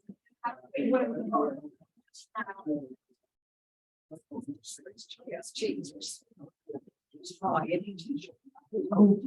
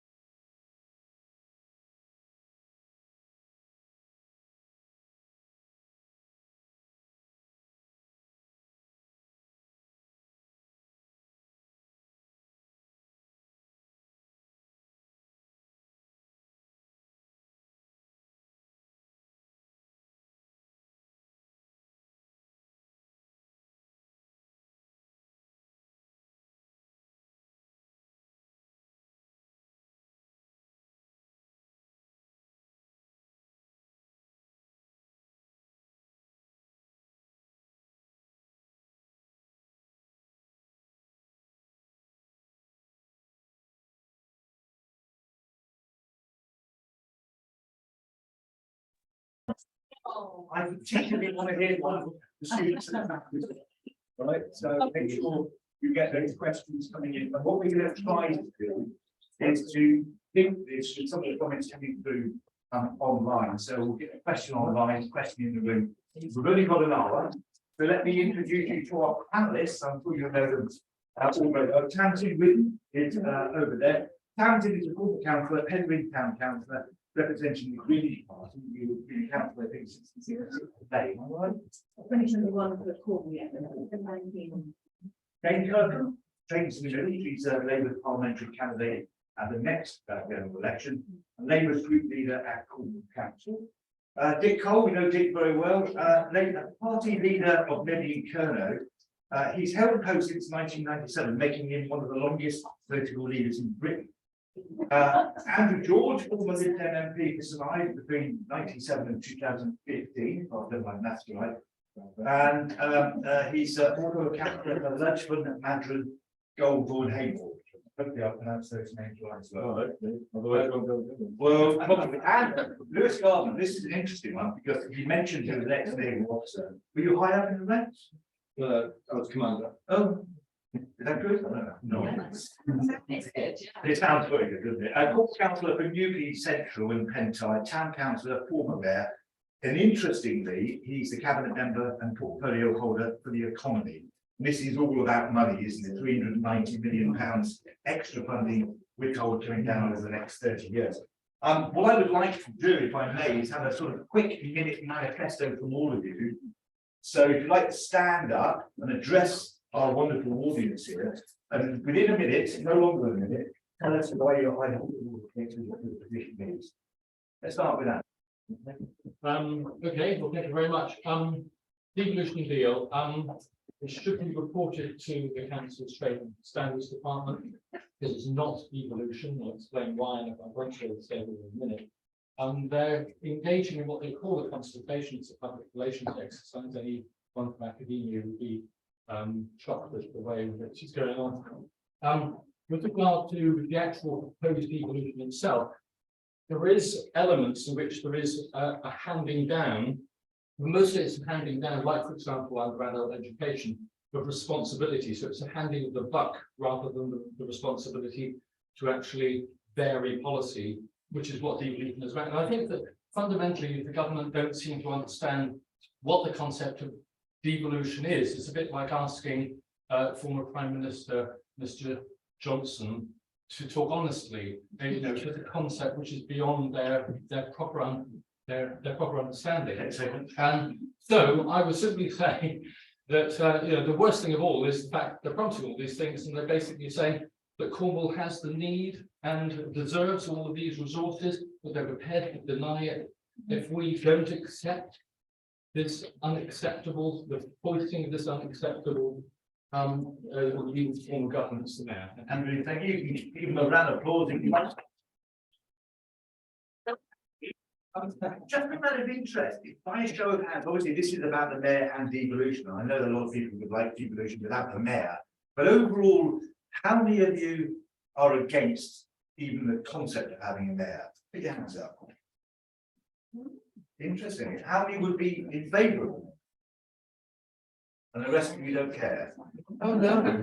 If you don't care, they don't care. No. Yeah. Right. It's the undecided, interestingly. So it's almost split, isn't it? And a lot of undecided. Let's see if we can get Tamsin Whitten to have a minute, if I may. Okay, I'm going to refer to my notes so I don't waffle. Please do. Okay, I know that I do. So in principle, the Green Party is absolutely in favour of greater devolution, and we would very much like to have a Cornish assembly because we're all about grassroots and getting people involved. If you deny people a voice in their existing democratic institutions, you disenfranchise people, they lose faith, and we have the kind of voting rates that we've got across the country. I'm a secondary school teacher, children are not interested, young people aren't interested in our politics because it's shut down to them. So in principle, yes, we've got to do something different and better than what we've got. And I'm in favour of taking baby steps towards a truly representative, truly proportional system, which is not yet decided. But if we don't even start that journey, we don't have strong leadership and a strong vision for what we can do and what will work to really invigorate the Cornish people into taking control of their own lives and valuing what we do have and being leaders in our own communities, then we've got to start somewhere. Depending on who we get in that position, how proportionate it is, how proportional they engage with other parties, and whether they allow a diverse range of voices in the cabinet and set up an assembly is what will make it a success or a failure. And that is not currently in that deal, but we can get there if we have the vision and leadership to do so.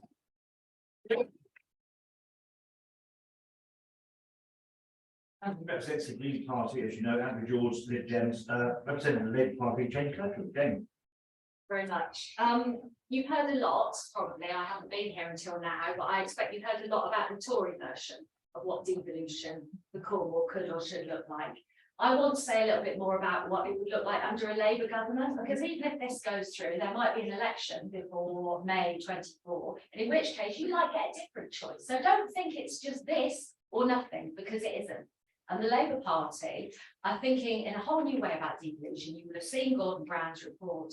We are working on bespoke devolution, different parts of the country. Now, the Labour Party previously, we had a regional development agency. We wouldn't do that this time.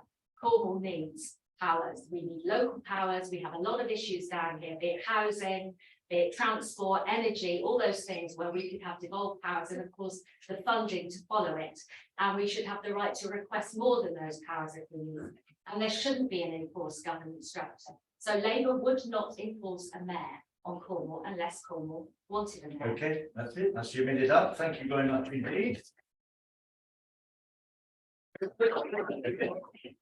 Right, Lewis Gardner, for the Conservative Party. Well, we could spend all day talking about what the deal should be, what it could be, what it may be, what it might be, what it means to what. But there's only one deal on the table. That is the deal that's worth £390 million to the people of Cornwall. That is the deal that promises to give additional powers and responsibility to the people of Cornwall. That is the deal that comes with a mayor. And it's as simple as that. I mean, we could talk all day, and I'm sure the other parties will put forward what their party would do, but we're not in that position. There's one deal on the table and one deal only. You know, Labour talked very briefly there about what we would do. Well, actually, that was in a document, well, I said earlier, does not contain one single mention of Cornwall, does not even recognise Cornwall as a region. I mean, it talks again and again and again about regional identity, yet it doesn't mention anywhere in the southwest, never mind Cornwall. So actually, we've got to look at what's on the table. Is it worth taking that baby step towards the next level of devolution? I believe it is. Through the only deal that's on the table, it is literally at the moment this deal or no deal. Okay, that's great. And just to be very clear about this deal has to include a mayor. Yes. Okay, thank you. You can clap if you wish, but you don't have to.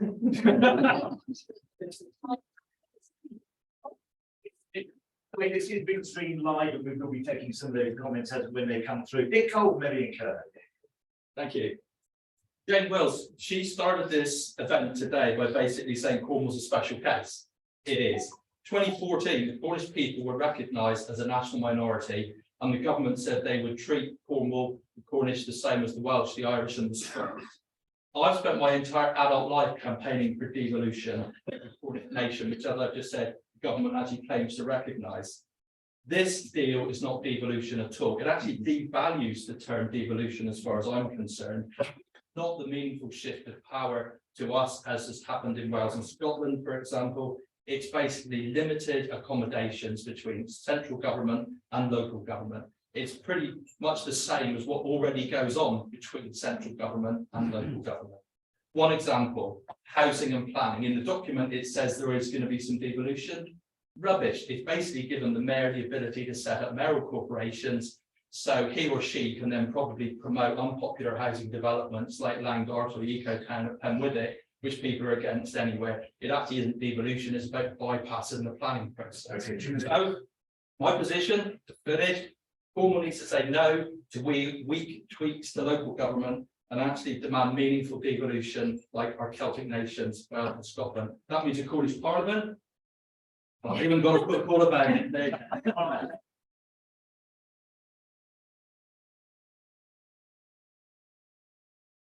Clearly, what we've got to try and do is to balance this debate, and clearly you can see all candidates there want nothing of it, and of course one does. In the audience, is there anyone who is actually in favour of devolution with a mayor? I'm sure I saw some hands come up earlier. No, let's get some comments from the youngsters at that, the students. It's not abundantly clear to me that the mayor gives the people of Cornwall any more power over the governments of their own issues. So I'm not sure that the mayor is the best way to devolve power if we're trying to help Cornish people solve Cornish issues. What would be the best way? I would be much more in favour of a flat government structure with, I mean, I don't have all of the answers, but I don't think that power to one person to do limited control over, for instance, housing development is the best way for us to figure out how to solve housing crisis. Lewis, can I bring that? I'll bring Lewis in this, because this mayor would take over control effectively of Cornwall Council. I mean, the mayor would have the same responsibilities at the moment that the leader of Cornwall Council, and everyone thinks actually there's a lot of power going to one person here. Well, a lot of that power does sit and always has sat for the last 14 years with one particular person as the leader of Cornwall Council. This is additional stuff, but I would say it's not about power. And I've heard all these people going on about power and power and power. You know, I think the word power should be swapped with influence probably, and actually it's that ability to influence outside of Cornwall and be that voice for Cornwall. Why shouldn't Cornwall have that voice that sits alongside that voice for Manchester, that voice for Liverpool, that voice for London? We are easily on a par as those other places, and equally as important. This comment about influence, and if you've got a mayor, there's going to be more influence. Now, let me get this right. At the moment, we've got a Conservative leader of Cornwall Council, which has a Conservative majority. We've got 6 Conservative MPs in Cornwall and no MPs of any other colour whatsoever. We've got a Conservative Police Commissioner and we've got a Conservative government. Now, if those people in Cornwall that are Conservative can't influence the present government to get us a good deal, then why should we believe that having a mayor of whatever band will?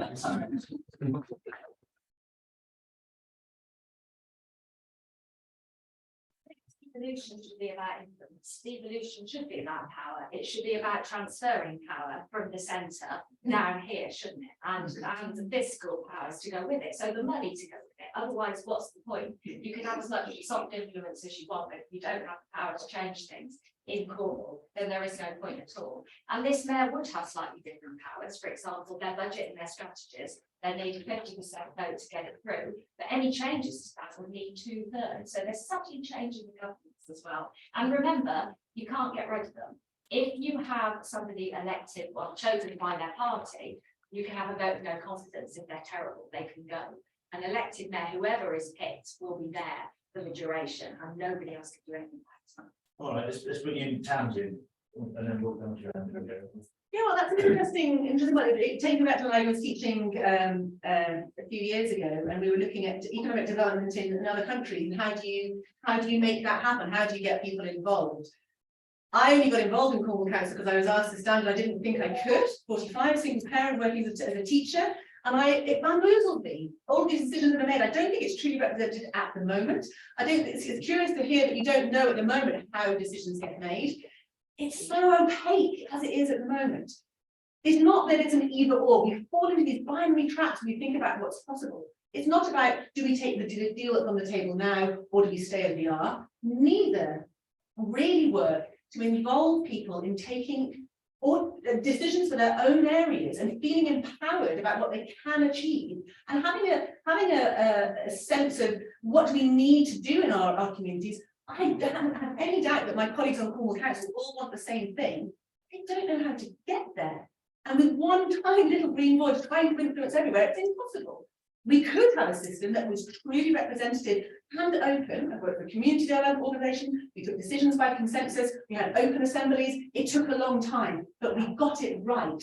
And you can vote somebody out after 4 years. And that's what triggered my memory of teaching this a while ago. Unless you have a period of time for someone to implement a vision and bring people along, get the right people in, set the objectives, work towards those objectives in a way that's truly transformational, then you can't achieve the change that we all need. So we've got to start somewhere, but we've got to do it well. And we can't just accept that it's either this or that. We have to make it better, but starting, I think, is the right way to go, moving forward, having that vision. I just wonder if it's all part of the political, Andrew. If the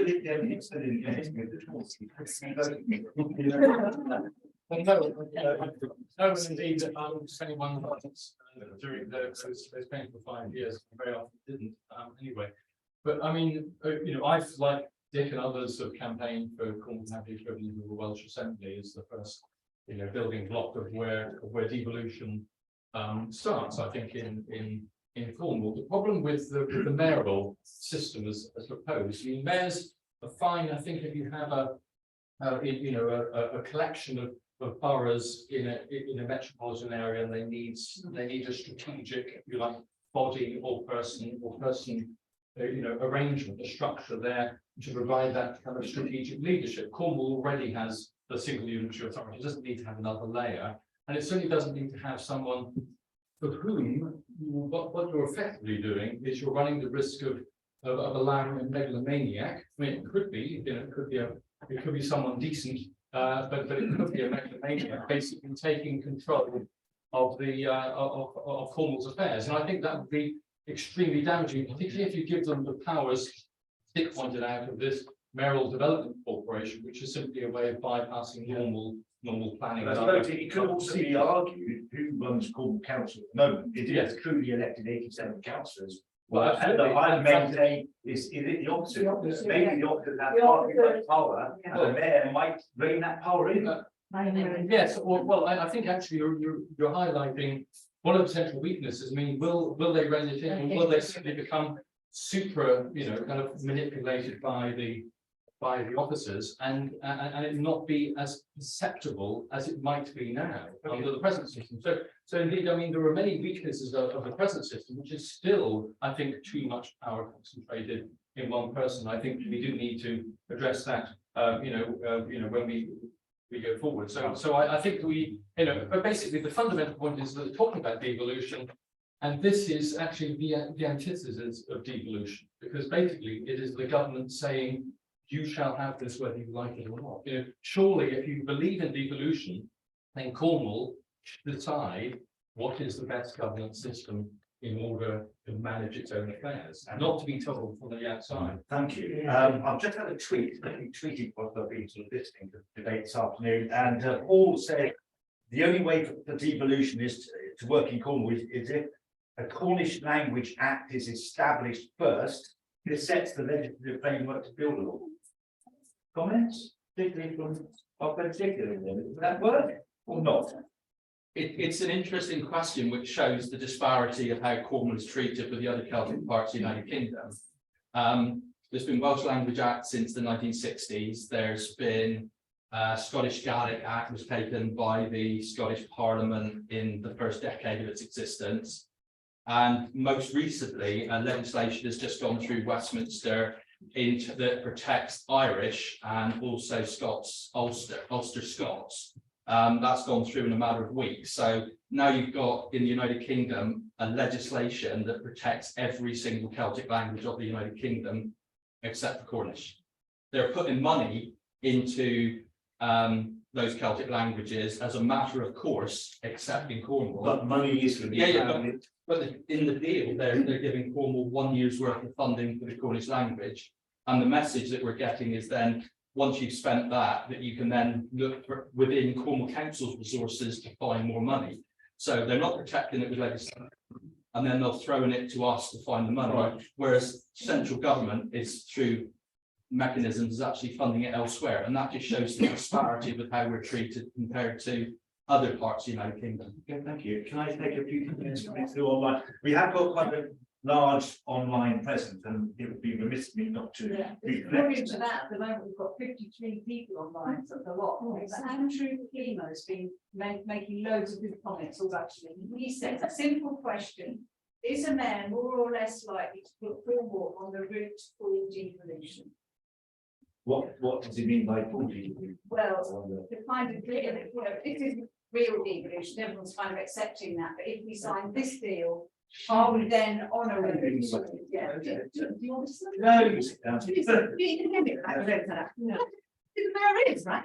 Yeah, but assuming I'm going to cut. I don't feel bad about it. We're assuming that it's just going to be a first past the post system that's captured by a small minority, and that person is going to stick with the status quo. That would be interesting. Of course, they wouldn't push for further devolution. But what if Dick became mayor of Cornwall, and within a week he completely restructured everything and said, "Yeah, let's have a Cornish assembly." I find it quite frustrating in these debates that we've had, when Councillor Taylor's been presenting it. Everyone drops into these, it's either this or it's that terrible man who's going to be a horrible person. Not a horrible person who doesn't do it properly. Yeah, that's a good question. We haven't touched. Yes, is it going to be something Cornwall? That's right. But firstly, I find it very interesting that you've got a political panel, but no independent on your panel. Yes, we can be there. So you can always sit here now. No longer a person trusted by the electorate. I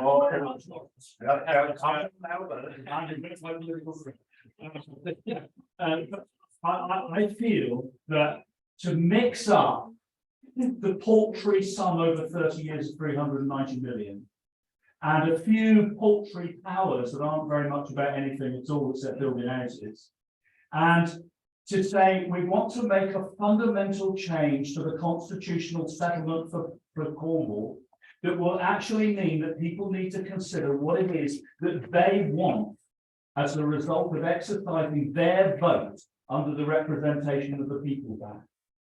And it seems to me that there are some really key issues that we need to think about in deciding what our constitutional settlement, what our structure should be. Some of those are things like climate change, which nobody's mentioned all afternoon. You know, and yet there are balloons floating over America. What are we going to do about having an NHS in Cornwall? What are we going to do about it? If I had £390 million and we could build a second district general hospital, so we got enough hospitals to serve the population, which is almost trebled since we built the list, then I would be thinking there's some real devolution going on. If we were talking about a position that had the power to actually achieve that, or the power to separate the Cornwall police force back out of the Devon and Cornwall police force so that the 600,000 people who live here have got a decent standard of policing, then I think that we were talking about true government, the exercise of true power. Then I'd say, all right, let's see what we need to do it. But we're not talking about that. We're talking about bits of grain chucked into the coop to keep us talking. And I think it's going to be exhaustive.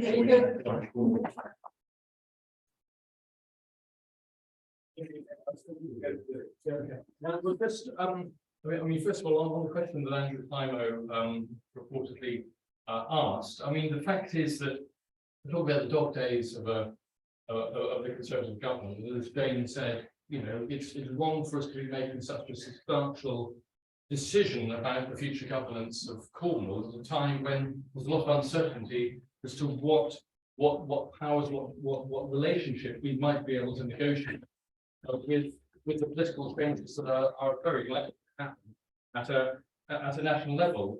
And so, I mean, I think that this is in any case, for the reasons I've explained, not only is it not devolution, it's the antithesis of devolution, it's actually a step backwards. So to say, So to say that there is an opportunity here, that this is a stepping stone. No, the problem is not only is it a step backwards, but it's also, it will sap a lot of our energies in rearranging things and arguing about this new structure, when in fact what we should be doing is actually looking beyond what is this pathetic bribe that we're being offered at the moment, and actually start planning and getting our voices together, standing shoulder to shoulder, as Dick said. And indeed, one thing which I agreed with Linda Taylor on when she opened the new authority, she said, we run this authority as one, so it's one party running the authority, having all 6 Cornwall's MPs running the government. Therefore, we will be able to make sure that Cornwall gets a good deal. But this is evidence that it's clearly failed. You know, that actually we've got a document which actually is a demonstration that unfortunately what should be the case has actually not been the case. So We could ended up with it a wasn't many years ago when the Lib Dems had every single MP, your persuasion, and ran the council at the same time. Yeah, and we didn't run the government, and well, what we did do is we secured, I mean, not only did we secure the recognition of the Cornish language, we also secured under in the coalition years, because of us, the framework convention recognition of the Cornish people, and we did, I think, stop what was otherwise, as Jane rightly identified, the empowerment of the government zone of the southwest, which wasn't, something which I say was one of the failures that the Labour government were trying to push through from 97. So we did achieve a great deal from a relatively weak position, because we used our voice and we used our influence. Okay. I think you used the term bribe, was it? Right. Yes. Bribe. Bribe is a common way of putting it. It's really interesting because everyone keeps trying to bring this down back to Westminster politics, and I personally think it needs to transcend this party thing, and where we've seen mayors be successful, and let's face it, most of the mayors in this country are Labour mayors, and where it's been really successful, and I admit there's places where it hasn't been, but where it has been successful is all mayors that can work across party lines and actually work form those alliances, and it shouldn't be about this what flavour you're a councillor, what flavours your mayor, what flavours the But you see why people are cynical. You are all the whole county is run by the it's very normal council is run by the Tories, so they're going to assume that. Yeah, of course they're going to assume that. But like you said, it was only 18 months ago. It wasn't that way, and for the first time ever, we've got a Tory council, and that's the way the people of Cornwall voted. But actually, what happens? And it's highly likely that we might not have a Conservative mayor. It's highly likely it could be an independent, and it's highly likely it could be anything. So what happens then? Well, actually, we've got to work together. We have to, because if Dick wins it, and he can't appoint a cabinet all of MK because there aren't enough of them.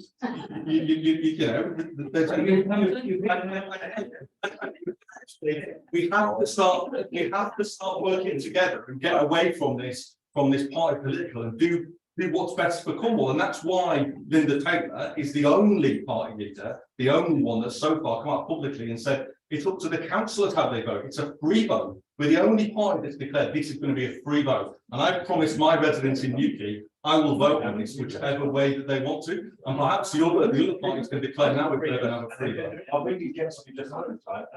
They're changing the system. So at the moment, mayors are elected under a form of total representation. They're moving it back to third past the post. How many people of Cornwall did vote for everything Tory? About 30-something% of them did. So that is what will happen here. If the vote is split between all the different other parties, we may well end up with a Conservative. And we need to take a step back and think, well, do we want that? Or do we want to hang on and get some real devolution and get some of those fiscal powers down, along with the powers to actually control how we go in Cornwall, to look at things like housing. Housing, when we have been lagging behind what Scotland and Wales are doing, they've already tripled council tax on second homes. They've already regulated Airbnbs in Scotland and licensed them so they can put a cap on them and control them. We haven't had those powers here. So even though actually we now all agree, Conservatives and everyone, that second homes, we're still lagging behind because of Westminster, because they don't care, because it's slow. So if we could have those powers, we could do more of that ourselves down here. So don't take a first past the post mayor and a bit of cash. Let's hang on and do this properly. Okay, no, I want to bring Vicky in. Briefly, so I do need to get guys in. Going back to Andrew's question, is this a step in the right direction? My answer is no, because Cornwall, in effect, if it goes down this line, is being trapped in a local government sphere. We're basically being treated as if Cornwall was a Norfolk or a Suffolk. There is no special treatment of Cornwall. And what really frustrates me is that the language around all of these debates about devolution or local government, it always comes back to the language not reflecting the reality. I hope you'll smile at this. I was working at home last week and the music's on in the background. I thought I needed some new music. So I found a mixtape from about 30 years ago.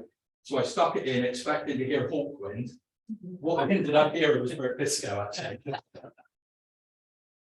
Because what it was, because what it was, and I was the wrong tape in the wrong box, and the tape was actually recorded in the radio of Cornwall announcing that the county council had taken a vote to explore going down the line of the unitary authority, centralising councils, getting rid of democratic representation. And they went to interview birds. The first question that was asked 16 years ago, this is the first step towards the Cornish Parliament, isn't it? But like hell it was about taking away power, but the way the whole debate had set, people weren't considering or talking about the reality, and that's what we're doing now. We're in a position, people are talking about devolution, but it's basically playing with local government. Okay, all right. Let me bring in the gentleman there, one next to you, and I want to go back to the back. Yeah, I think, you know, the people in the room today and the people who've been contributing are really serious about the change of governance. And I agree with people who've been saying this isn't devolution. But I'm an officer of the Communication Workers Union. I represent a significant number of people, posties and BT. And most of them, if I talk about this deal, the only thing they do, if they know anything about it, is they talk about the mayor. They don't understand what the deal is, and I think Hans is highlighting that in the way it's going to develop. So I want to know these people here, how are they going to engage the people of Cornwall? Because how many people have contributed to the online consultation? Personally, I don't think it's a consultation. It feels like a PR exercise. It's a drive-through consultation, but I feel, how are they going to engage the people of Cornwall? We've only got a couple of weeks left. I don't feel people are engaged in it in a call. People in this room are. Cornwall Council voted recently to defer a decision on whether to hold a referendum on Cornwall having elected mayor to the results for public consultation and no. How is that going to work out? Is it going to be like the 2009 consultation we didn't get for a unitary authority? I think on the referendum issue, you know, there's going to be a motion on the table in April. If the councillors there vote, there will be a referendum, there will be a referendum. That will be a legally binding referendum and it will happen in October. So it's down to the councillors to decide. The councillors will decide, yes. And then. And how many Tory councillors are there compared to Labour?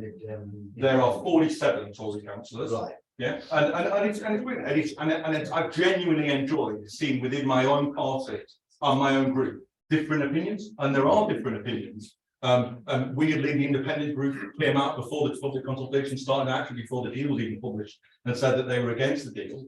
But I actually enjoy. This is why I asked, was there a free vote? Because it's really important. And you know, your question was, how do we engage with people? It's got to start at the grassroots level. So what I did with my residents, for example, the very first thing I did, as soon as the deal was published, sat down with my residents association and talked about it face to face. I was probably the only councillor in Cornwall that launched my own online consultation before this one was even launched for the people within my division, asking them how they wanted me to vote on this. It's not likely to go to referendum. That's going to cost millions. £1 million. £1 million is what it would cost the people to vote. You bring that down. Well, I was going to ask about the referendum, but I thought of another question too. Please. I want to go back to something I touched on earlier about this idea that a mayor legally knows people. That sounds so dodgy. It sounds so dodgy. Of one person, the ear of the developer getting involved, one person to leave the money into Cornwall. That doesn't sound like democracy. It doesn't sound like devolution, and I have to return to Wales and Scotland. That's devolution. This isn't devolution. This is stitcher. Sorry, and also there are people waiting. I've seen several questions. Very quickly on the issue of the referendum. I mean, I feel that the Cornwall Council should actually get this the right way around. First of all, we need to decide whether we agree with the deal in the first place before we decide whether we're going to have a referendum. It seems illogical that we decide we're going to have a referendum and then later down the track we decide that we don't like the deal anyway. It's quite illogical. Well, I know, but it's quite ridiculous that we've ended up in a situation of taking those issues in completely the wrong order, complete waste of time, quite frankly. And then in answer to Louise's question, I mean, Liberal Democrats always have free votes. So and on this one, it's definitely very much a free vote. I'll come back to you in a moment. I want to take a question online if I may. Well, look, Craig Jenkins asked a question saying that other nations don't have a mayor, they have a first minister. So, you know, is there any scope for getting it and then changing the name of it? Is there anything, who's going to stand as well? That's all. No, do they? It's likely to be one of the Tory MPs already. I think anyone can stand. If you are registered to vote within Cornwall, anyone can stand. Anyone in this room could stand. And I think it's probably likely, let's face it, that each of the political parties is going to put forward a candidate. Of course it is, because that's what's happened in every other mayoral election around the country. How much deposit do you have to put down? Yeah, it's normally 5,000, isn't it, for the election? 5,000? Yes. Right, hang on, let me bring in Tamara. I want to respond to your comment about how do you engage people, and you know, whenever we do, whether it's climate activist marches or the support of the trade unions, most people are shopping and not engaging in this. When I talk to residents and campaigning in Long Rock and Barrow, people are concerned about their energy bills, they're concerned about transport, they're concerned about being able to get access at hospitals. These sorts of issues aren't at the front of their minds, and yet I believe that if we said yes to this and got to that first step, it doesn't mean that we can't then, if there's a change of government and we get a truly proportionately represented government in Westminster, we can't then change it again and call it what we want it. But in the meantime, we can absolutely make the case that we can take control ultimately of fiscal and monetary policy and make things work for people down here to lower their energy bills and protect their green spaces, not just build everywhere, because everyone always says. Oh, yeah, they would focus money on developing brownfield sites to the tune of £8.5 million. Yeah, that's a good thing. That's an absolutely good, fantastic thing, as long as it isn't going against all of the other places policies. Because I keep saying the policy, the development, the outcome delivery plans, they're great, but they misunderstand how fiscal and monetary policy works, and they misunderstand how people respond to different changes in policy. We don't have proper leadership yet in Cornwall. It's not communicated properly to people. It's because of this mismatch, this cognitive dissonance between what they say they want to do and what actually affects people's lives. And we've got to start speaking honestly about how we're dominated by shareholder hedge fund businesses, absolutely sucking the wealth out of us. That's the kind of leadership you need. All right, thank you. Let me bring the gentleman there. Yeah, I'm a little bit confused, because we're having a debate about what government can do for us, but surely it's in part about what we can do for ourselves. And if you look at the finance component of it, Cornwall Council, if it wished to, could have a referendum. I know it's costly, but in order to put the council tax up by greater than the government thresholds, it could raise the extra money that way if it chose to. That's a political decision. If you look at the devolution side of things, if you split out the mayoral development areas, which the Chief Executive of Cornwall Council said there's no intention to engage on early doors, if you split out the local education budget, which would be available under a level 2 deal, which Cornwall Council broadly speaking is at, everything else is about participation, engagement, influencing, informing. Well, those things can all be done with the general power of competence that Cornwall Council already has. So surely we can achieve the same things owned and funded through Cornwall with discretion for Cornwall to spend it, rather than trying to shoehorn ourselves into a government programme which has got relatively little money available when you compare it to the Cornwall Council budget, and which is obliging us to fulfil government's objectives rather than to fulfil the objectives the people of Cornwall potentially have got and could deliver themselves. So this 390 million over 30 years pales into insignificance to the annual 1.2 billion budget of the council. Yes. There's a few questions there, so if I whip them really quickly. Really? The first one, I want a referendum. But I want a referendum on something worth actually voting for. I don't want a referendum on something I honestly did refer to in a council meeting as a pile of shit. The money, 390 over these very many years. The normal to and fro between local government and central government, there's lots of money moving around. they just announced 50 million to deal with the railway lines between Falmouth and Newquay. We know now that we can charge double council tax on second homeowners. That's going to be 25 million a year, which is twice what you get from this deal. So it puts it in context. What you've just said as well, in the critique that we've done, we've gone through the document. The word that comes up most is consider, and saying we will work with you on things, but there's no guarantees. It's all fluffy stuff, which is what councils do with central government anyway. There's no real change. And the last point about renaming it, we've had comments about the Cornish as a national minority. I see these keep flipping up. That's why Cornwall should be treated the same as Wales and Scotland. Government need to keep their promise and give us what I would call meaningful devolution. Taking Cornwall Council, renaming it the Cornish Assembly, it's still a council. You could rename Cornwall Council Mrs. Miggins's Pie Shop. It would still be a council. You wouldn't get any free pies. All right, that's a good one. We get past these. Not Greg's though. Right. Just have the cake. Right, maybe in the very nice. Top. We've just spent a long afternoon now, it's 4:30, watching social scientists give their opinion on mayoral deals throughout the UK. And actually, I'm quite surprised at some of this.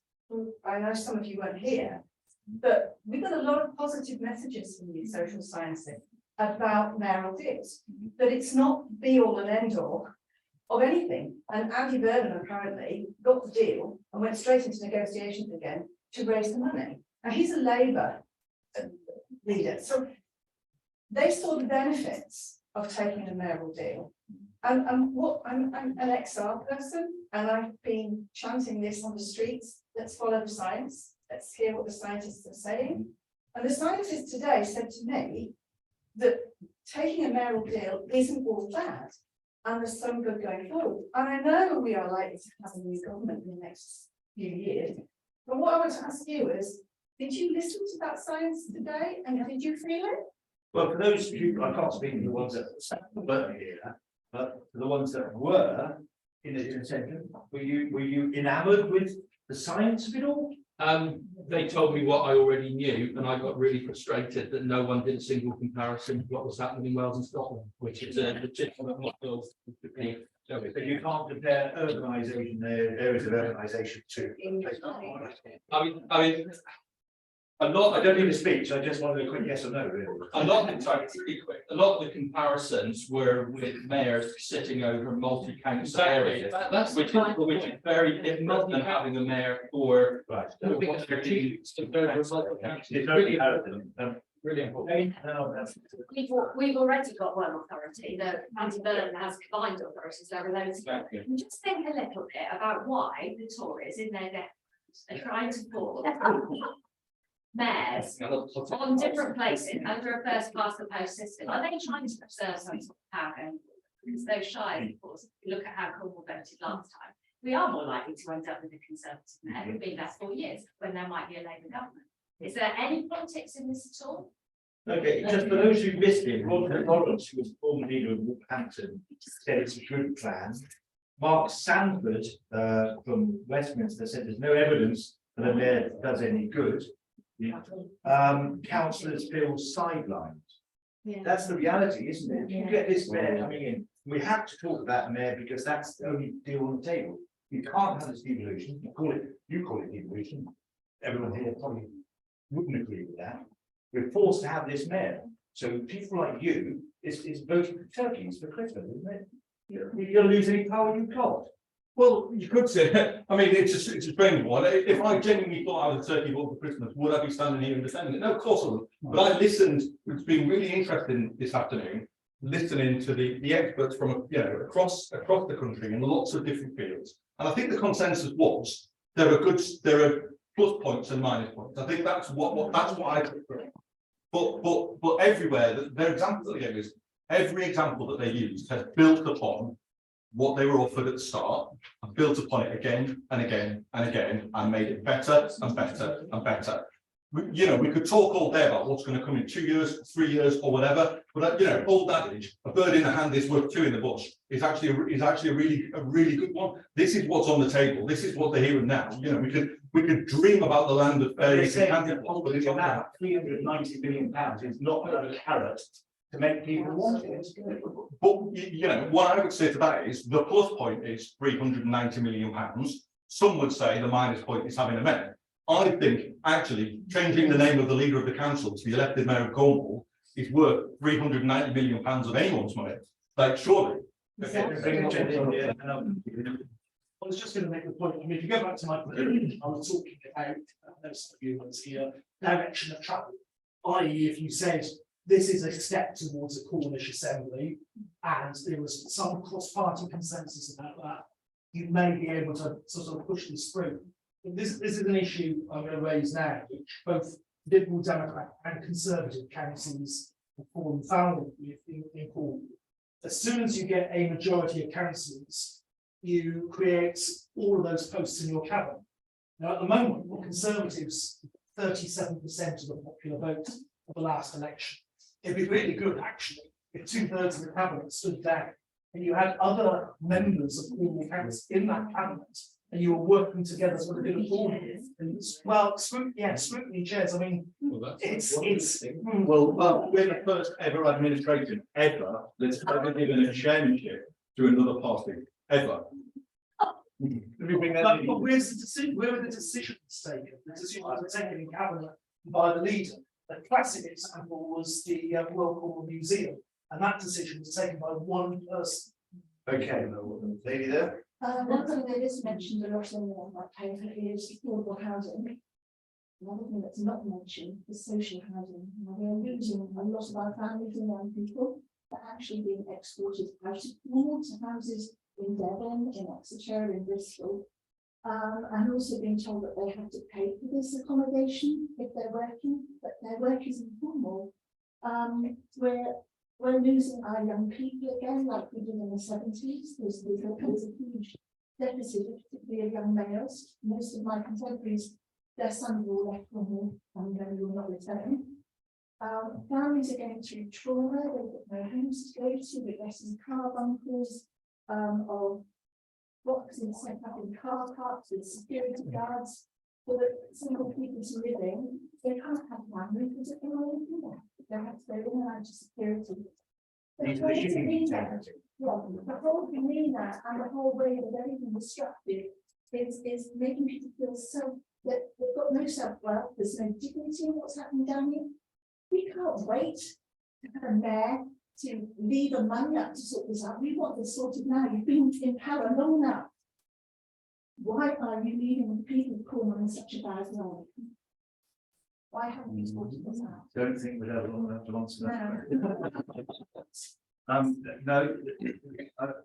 We mustn't sort of personalise this, but unfortunately, the buck is going to land on you because it's your party. Of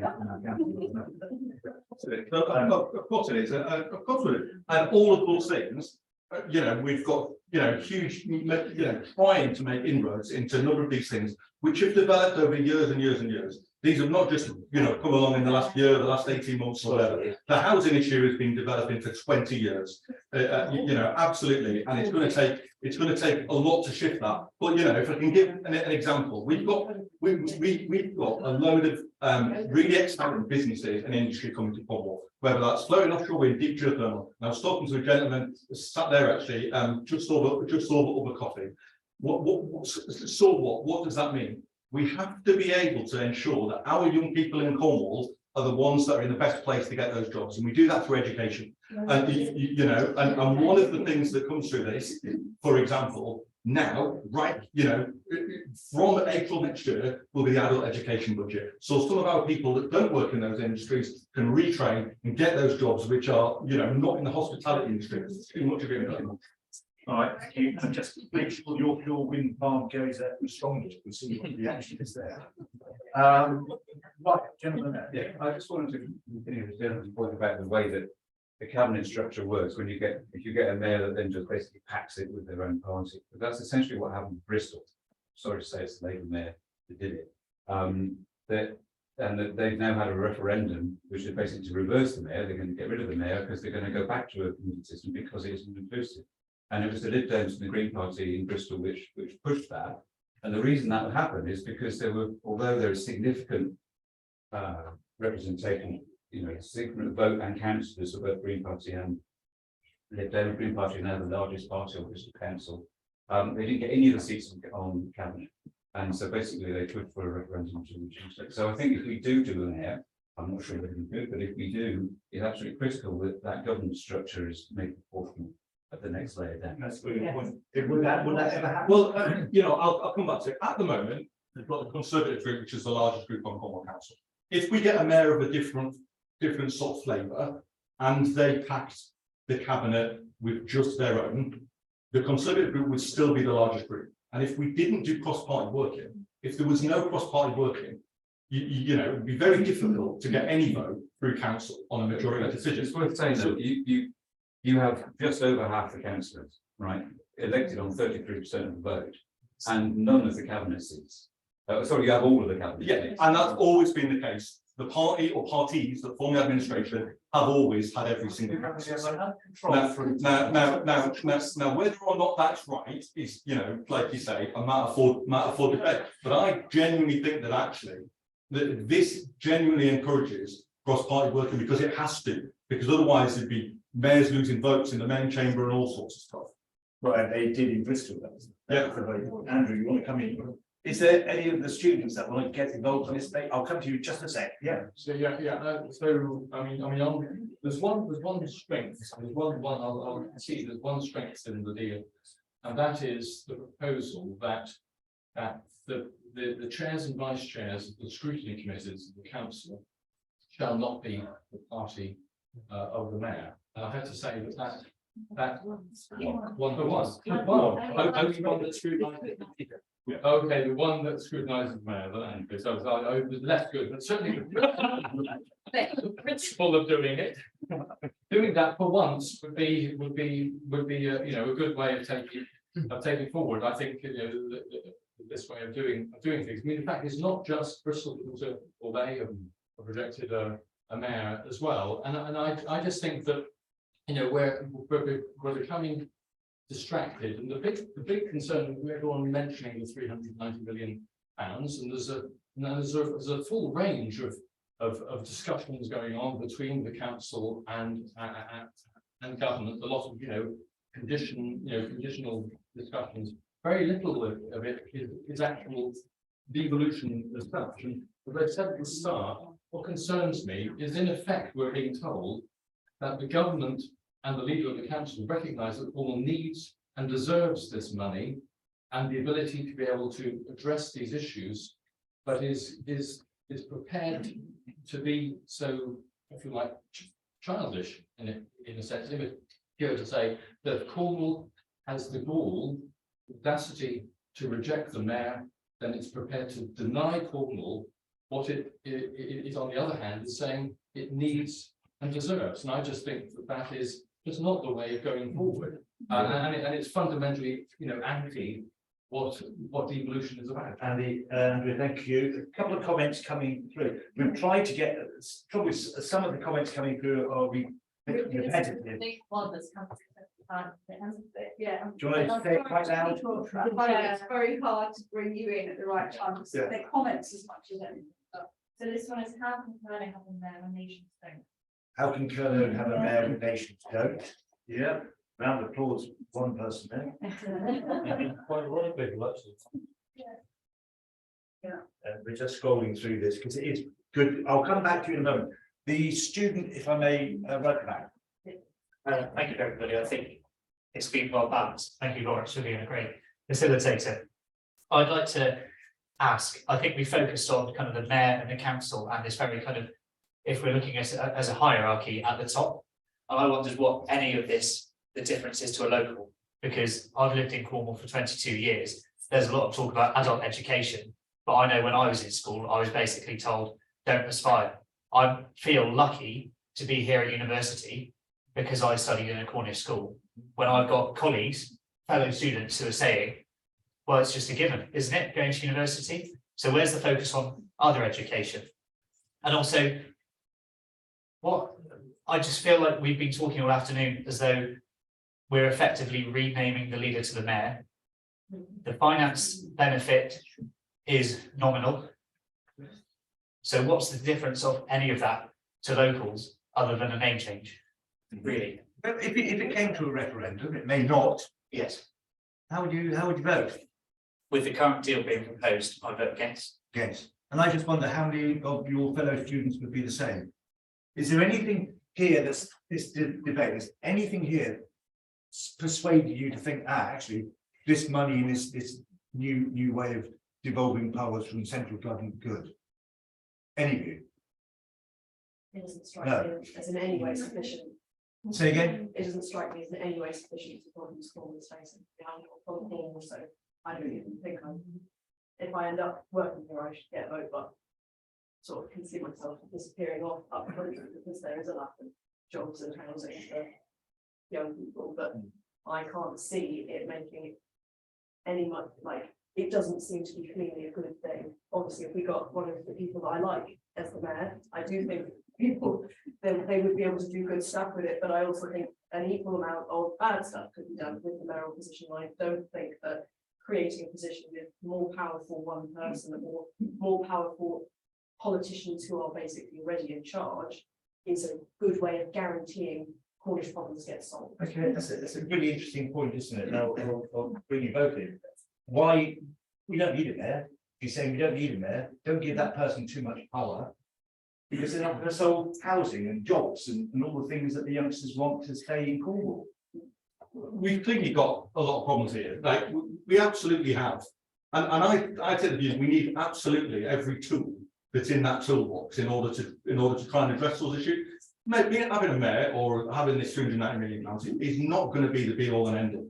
It's a tool. It's a tool we can wield to start on getting a bigger tool, for want of a better word. And I think all those academics this afternoon said it was baby steps. It was baby steps for all those areas to get where even Scotland and Wales, which we mentioned a lot, they didn't start where they are now. It was baby steps all the way. Let's not waste that. Let's not waste the time saying something better will come in 2 years, something better will come in 3 years, more money will come in 2 years or 3 years. Let's start that journey now. Let's get the money now and start that hard work, because Cornwall desperately needs it now. I think we're going to just about to round this up. I think I want to go through all of you, if I may. Jane. I was just going to say very quickly, we've had baby steps since 2009, really, haven't we? And we haven't got anywhere. I'm talking about things like housing. Scotland and Wales can do things about housing. We could do things about housing. We need the power to be able to build more social housing. You're talking about building more social housing. That's something that Labour wants to do. And the power is going to evolve down here. And the money to go with it, because you need grants to do it. You can do that. Floating offshore wind sounds great. It will be great. But at the moment, those contracts are being given out by the Crown Estate. The money's going direct to the Treasury. There's nothing to ensure any of that comes down here. There's no social value in those contracts. Maybe if part of the Crown Estate can be devolved, maybe if some of those proceeds could be devolved into some sort of an investment fund for Cornwall to invest in our SMEs, to invest in our renewables business. Why can't we be devolving in those kind of ways?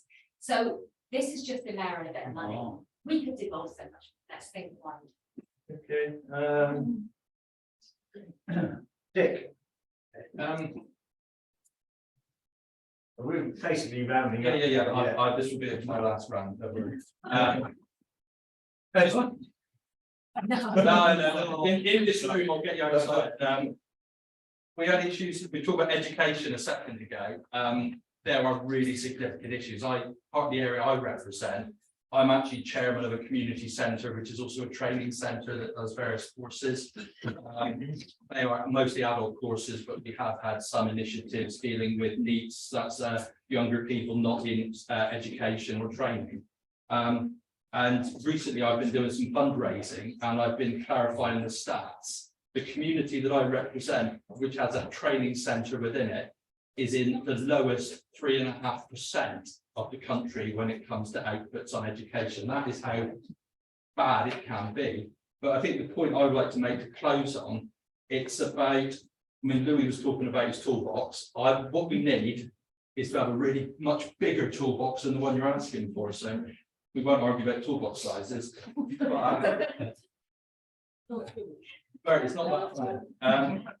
But if I'd like to talk about the housing, we've had people say Wales have just brought in charging more on second homes, and as a consequence of that, the UK government is slowly bringing it in, albeit at a lower level.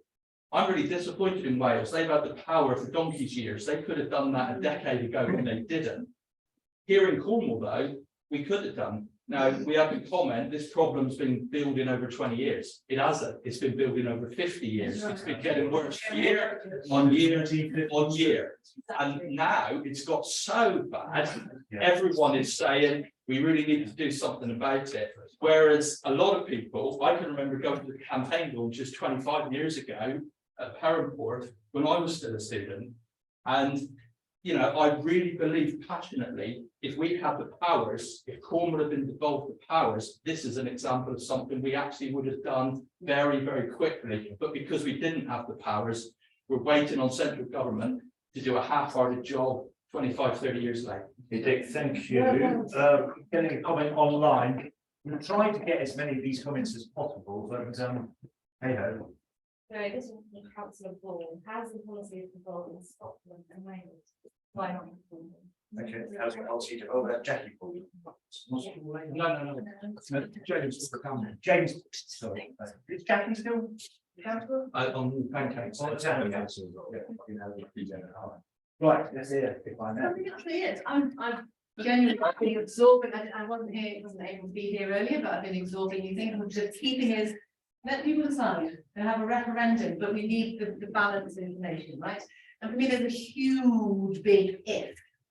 It would be great if we had proportional representation. It would be good if we made this case for the vision for more and more funding, more and more devolution and grassroots development. And if we made a case for what Cornwall can do, rather than letting us be led by Westminster.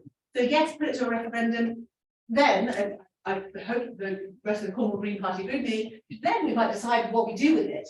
And my goodness, if people vote that they do want one, we'll put a strong campaign together for someone to be truly representative and truly educated about what we can do with fiscal policy, with regulation, with building, with changing the narrative of what's possible in Cornwall and knocking us back on course where we were before the private sector took over and started doing everything that they're doing that's damaging us and damaging young people. You would still allow housing on Greenfield sites? Absolutely not, no. I would actually revolutionise the planning system more than it's being done already. You'd scrap land guard. Yeah, scrap land guard. Internet, I'm doing this already, trying to get every single house insulated, because the vision isn't ready for the leadership. We keep saying we've got it already.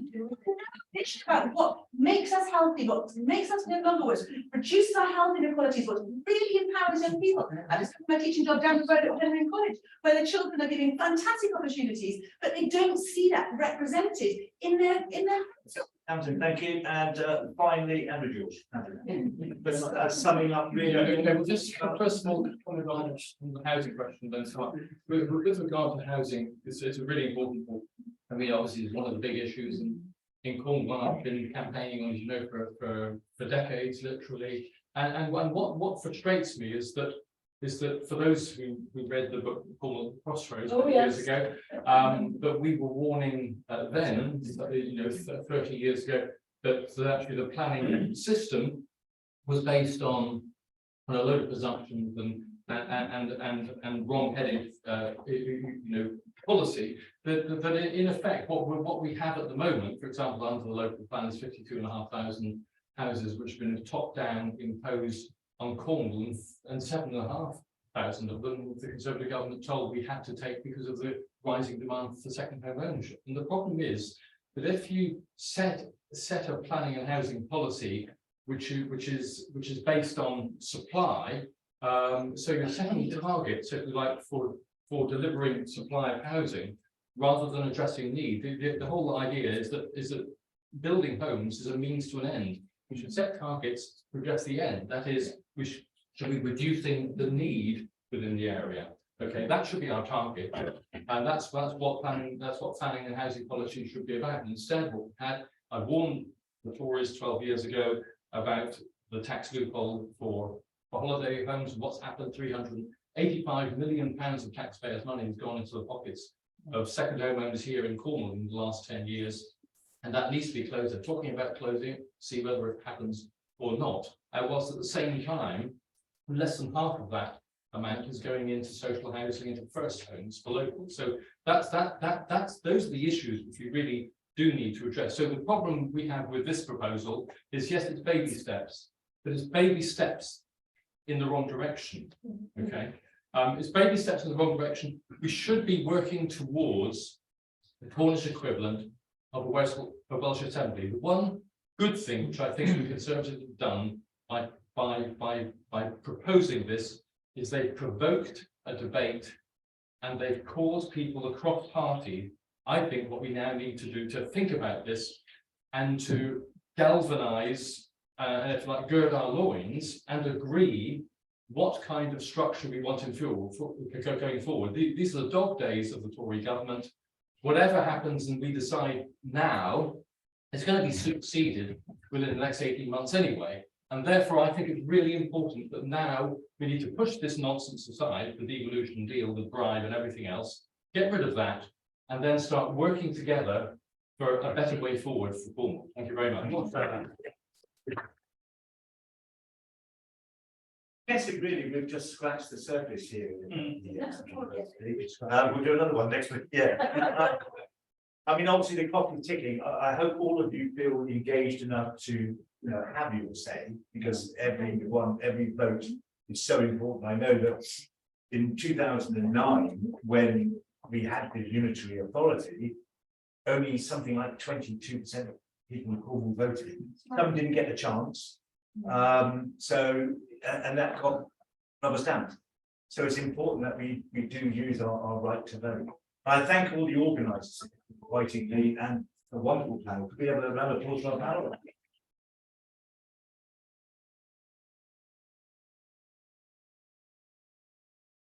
The tables at the back, you contributed brilliant.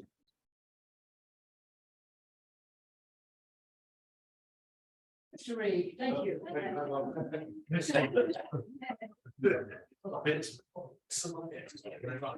I want to just thank everybody who's been organising behind the scenes. So Amrita and Lewis have done a brilliant, Amy here has done a brilliant job. Obviously, Lawrence, all our speakers, most of all, you for coming and sticking with this. We've got a lot of people, which is brilliant. We will try and keep up with the debate and share that this has been recorded. We're going to share it on the Institute of Cornish Studies website, Gary, and we will also have it on the ESI website if anyone wants it, and we'll try and summarise what happened, difference of what has happened. And I'll put the slide up as we're going to give you the website links for those things. But a big thank you to everybody. Those of you who parked, you need this code to get your payment. Very important, 6013.